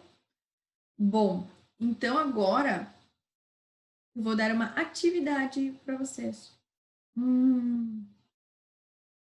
Chata. Sim. Eu vou dar uma atividade bem legal. Vai ser o seguinte.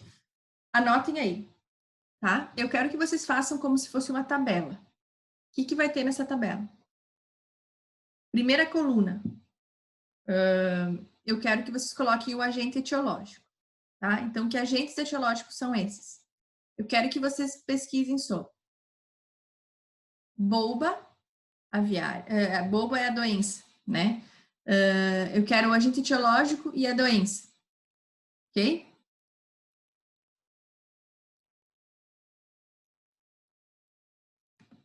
Pegaram caneta aí?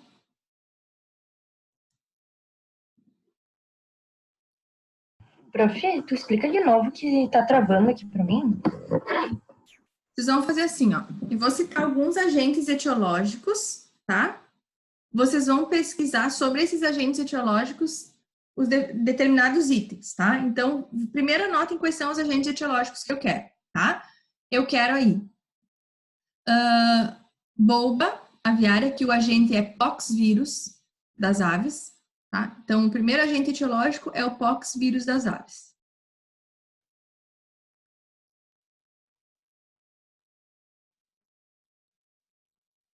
Então, já vou botar aqui no chat. Poxvírus, tá? Primeiro agente etiológico. Depois eu quero que vocês tragam aí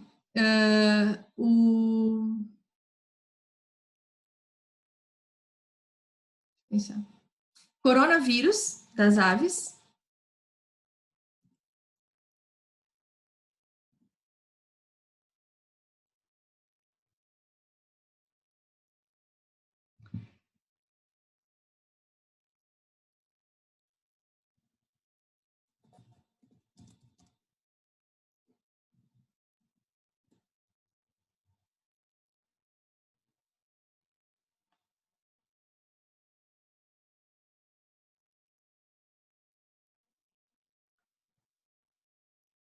Quero que vocês tragam o circovírus, coloca entre parênteses aí, anemia infecciosa das galinhas, senão ele vai trazer para vocês uma outra patologia que é causada pelo circovírus, que é a doença do bico e das penas. Então, anemia infecciosa das galinhas, por circovírus, deixa eu escrever aqui. Circovírus das aves.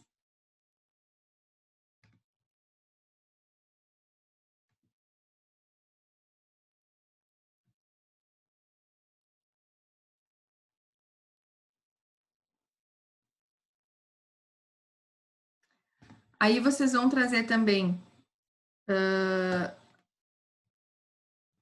birnavírus das aves, que é a doença de Gumboro. Eu já dei o nome dessa daqui. Gumboro, tá errado ali, tá? Deixa eu pensar o que mais que eu quero de doença. Tá, viral é isso aí. Aí, bacterianas.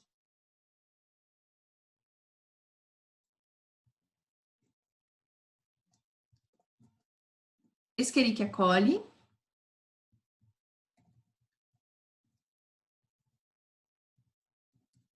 Pasteurella multocida.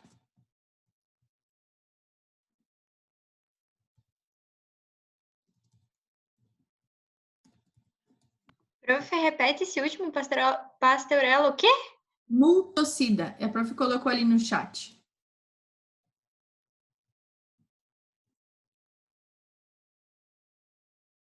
Tá? Pasteurella multocida. Avibacterium paragalinarum, que é o da coriza.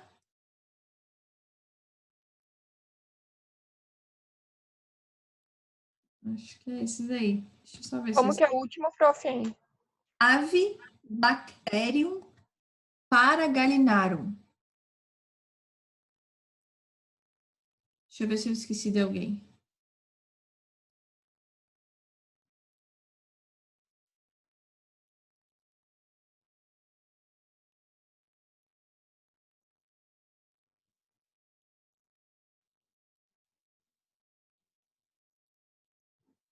Ah, claro. Eiméria. Eiméria SP, tá? Por que que é SP? Porque eu quero que vocês tragam a Eiméria tenella, isso aí, tá? O Júnior tá falando aí. O que tu falou, Júnior? Máxima, tenella, cervulina, necatrix. Exatamente. Eu quero essas aí todas, tá? A cara do Frederico foi a melhor. Fica tranquilo, Frederico. Vocês vão ver que é fácil. Bom, o que eu quero que vocês tragam agora? Vocês vão Mas daí colocar... vai dividir em grupo, prof. Não, fica Não é tranquilo. todo mundo. Escuta o que eu quero. É bem simples. O trabalho é super simples. Vão fazer como se fosse um flashcard, tá? Uma tabelinha, assim. Vocês vão colocar numa coluna o nome do agente, que é esses aí que eu dei para vocês, essa listinha aí, 1, 2, 3, 4, 5, 6, 7, 8, uma barbada. Vocês vão colocar na outra coluna o nome da doença que ele causa, tá? As emérias, vocês vão ver que vai ser aí, hemeriose, né? Tudo igual. Vocês vão colocar sinais clínicos na outra coluninha, tá? Então, vamos lá, ó. Doença, sinais clínicos, lesões. Essas lesões, não precisam falar das microscópicas, tá? Pode falar lesão macroscópica, o que vocês veem quando vocês abrem a ave lá ou quando vocês estão dentro do galpão, tá? Então, lesões macroscópicas, diagnóstico, tá? Diagnóstico. É isso que eu quero. Deixa eu ver se quero mais alguma coisa. Vacinação. Controle, tá? Vou botar controle. Aí vocês vão me dizer aí se tem biossegurança, se tem vacinação, porque tem umas que tem outras que não tem, né? Aí eu quero que vocês deem uma pesquisada, tá? Então, esses são os tópicos. É bem simples de fazer, tá? Vocês vão ter aí doença, sinal, o agente etiológico, doença, sinal clínico, lesão macro, diagnóstico e controle, tá? Prof, como é que é isso? É uma folha. Em uma folha vocês fazem isso, como se fosse um flashcard, tá? Aí, prof, quero usar cor, quero usar não sei... Fica a critério de vocês, tá? Como vocês quiserem. Tá, prof, isso vai valer nota? Não vai valer nota o flashcard, mas eu vou cobrar isso na prova. Então, se vocês fizerem um flashcard bem direitinho, vocês vão, pelo menos uma ou duas questões da prova, vocês vão acertar, tá? Porque vai ser fácil de fazer ali. Ou, dá até para consultar, né? Agora que a prova é online, é muito fácil isso. Então, como a nossa aula termina antes, eu já justamente deixei isso para vocês aproveitarem o tempo, tá? E por quê? Vou explicar também por mais um motivo. A gente não tem tempo de trabalhar com todas essas doenças, né? A gente teve 2 aulas de doença e já era, acabou. Semana que vem já é prova, na outra semana a gente tem palestra, na outra já entra a parte de suínos, tá? Tem que ser à mão? Não precisa, Natália. Fica a critério de vocês, tá? É uma ferramenta de estudo. Eu, particularmente, gosto de fazer à mão, quando vou fazer assim. Porque daí vocês vão gravar enquanto escrevem. É uma forma de estudar para a prova. Eu não consigo fazer no computador. Eu, inclusive, quando eu estou estudando para dar uma aula para vocês ou qualquer coisa, um assunto, eu leio. Enquanto eu não coloco no papel ali, escrevo os principais tópicos no papel, parece que não entra na minha cabeça. Então, eu particularmente gosto de fazer à mão. Faço à mão, faço um seta, puxo em coisa, né? Eu acho que é a melhor forma. Como se fosse um resuminho. Entregar no AVA? Não precisa, Carol. Não precisa entregar no AVA. É um material que vai ficar para vocês, tá? É um flashcard para vocês. Só que como eu vou cobrar isso na prova, né? É bom que vocês façam. Quem não fizer vai sair no prejuízo, tá? Beleza? Ai, prof, mas aí tu vai corrigir antes da prova. Não precisa, né? Se vocês buscarem numa fonte confiável, não tem por quê? Mais do que isso, eu vou ver se eu consigo mandar para vocês um material depois também complementar, tá? Sobre cada uma dessas doenças. Entenderam a atividade? Sim? Óbvio que vocês podem ir lá no grupo, tá? Que podem ir lá no grupo. Prof, eu não tô entendendo, eu não tô achando o sinal clínico de tal doença, tá certo? Pode, bota ali no grupo do WhatsApp que eu já respondo. Daí vocês não ficam com essa dúvida pro dia da prova, tá? Então, façam, caprichem, que eu prometo que eu vou beneficiar quem fizer, né? Quem não fizer, daí vai sair no prejuízo. Feito? Então, tá bom. Então, semana que vem, nossa prova no AVA, tá? Questões de marcar, com certeza. E tem tempo de prova, e aí vocês vão sempre passando para a próxima questão, tá? Não pode voltar a questão. Prof, para a prova, tem que estar com o Zoom aberto? Como é que vai funcionar? Não precisa, tá? Eu não vou fazer vocês ficarem com o Zoom aberto. Não adianta, né? Então, eu dou o tempo de prova lá e vocês têm esse tempo para fazer. Tá? É bastante conteúdo, né? Se não estudar, não vai nem conseguir saber por onde começar a colar, então não vai resolver. Tá?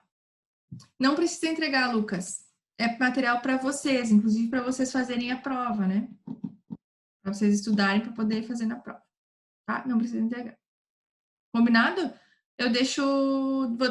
Como a nossa aula terminou antes, dá tempo para vocês fazerem agora. Então, não é uma atividade que vocês precisam entregar. É para vocês usarem o tempo de prova. A Karine falou ali que caiu a conexão dela. Quanto tempo de prova, Kalinka? Depende. Vamos ver quantas questões a prof vai fazer. Tá? Eu costumo deixar, em média, aí, uns 4 minutos por questão para vocês fazerem. Mas depende muito. Às vezes tem uma questão que é bem curtinha na prova, e depois tem outras questões que são bem mais compridas. Aí, né, vocês acabam ganhando tempo de uma para outra. Então, eu faço uma média das questões e aí eu coloco o tempo como uma média. Tá? Mais dúvidas? Não? Então, fechou. Então, estão liberados da aula no Zoom, mas façam a tabela aí para a gente usar na aula, na prova que vem. Tá bom? Bom restinho de semana para vocês, galera. Obrigada pela atenção. Beijo. Tchau, prof. Tchau.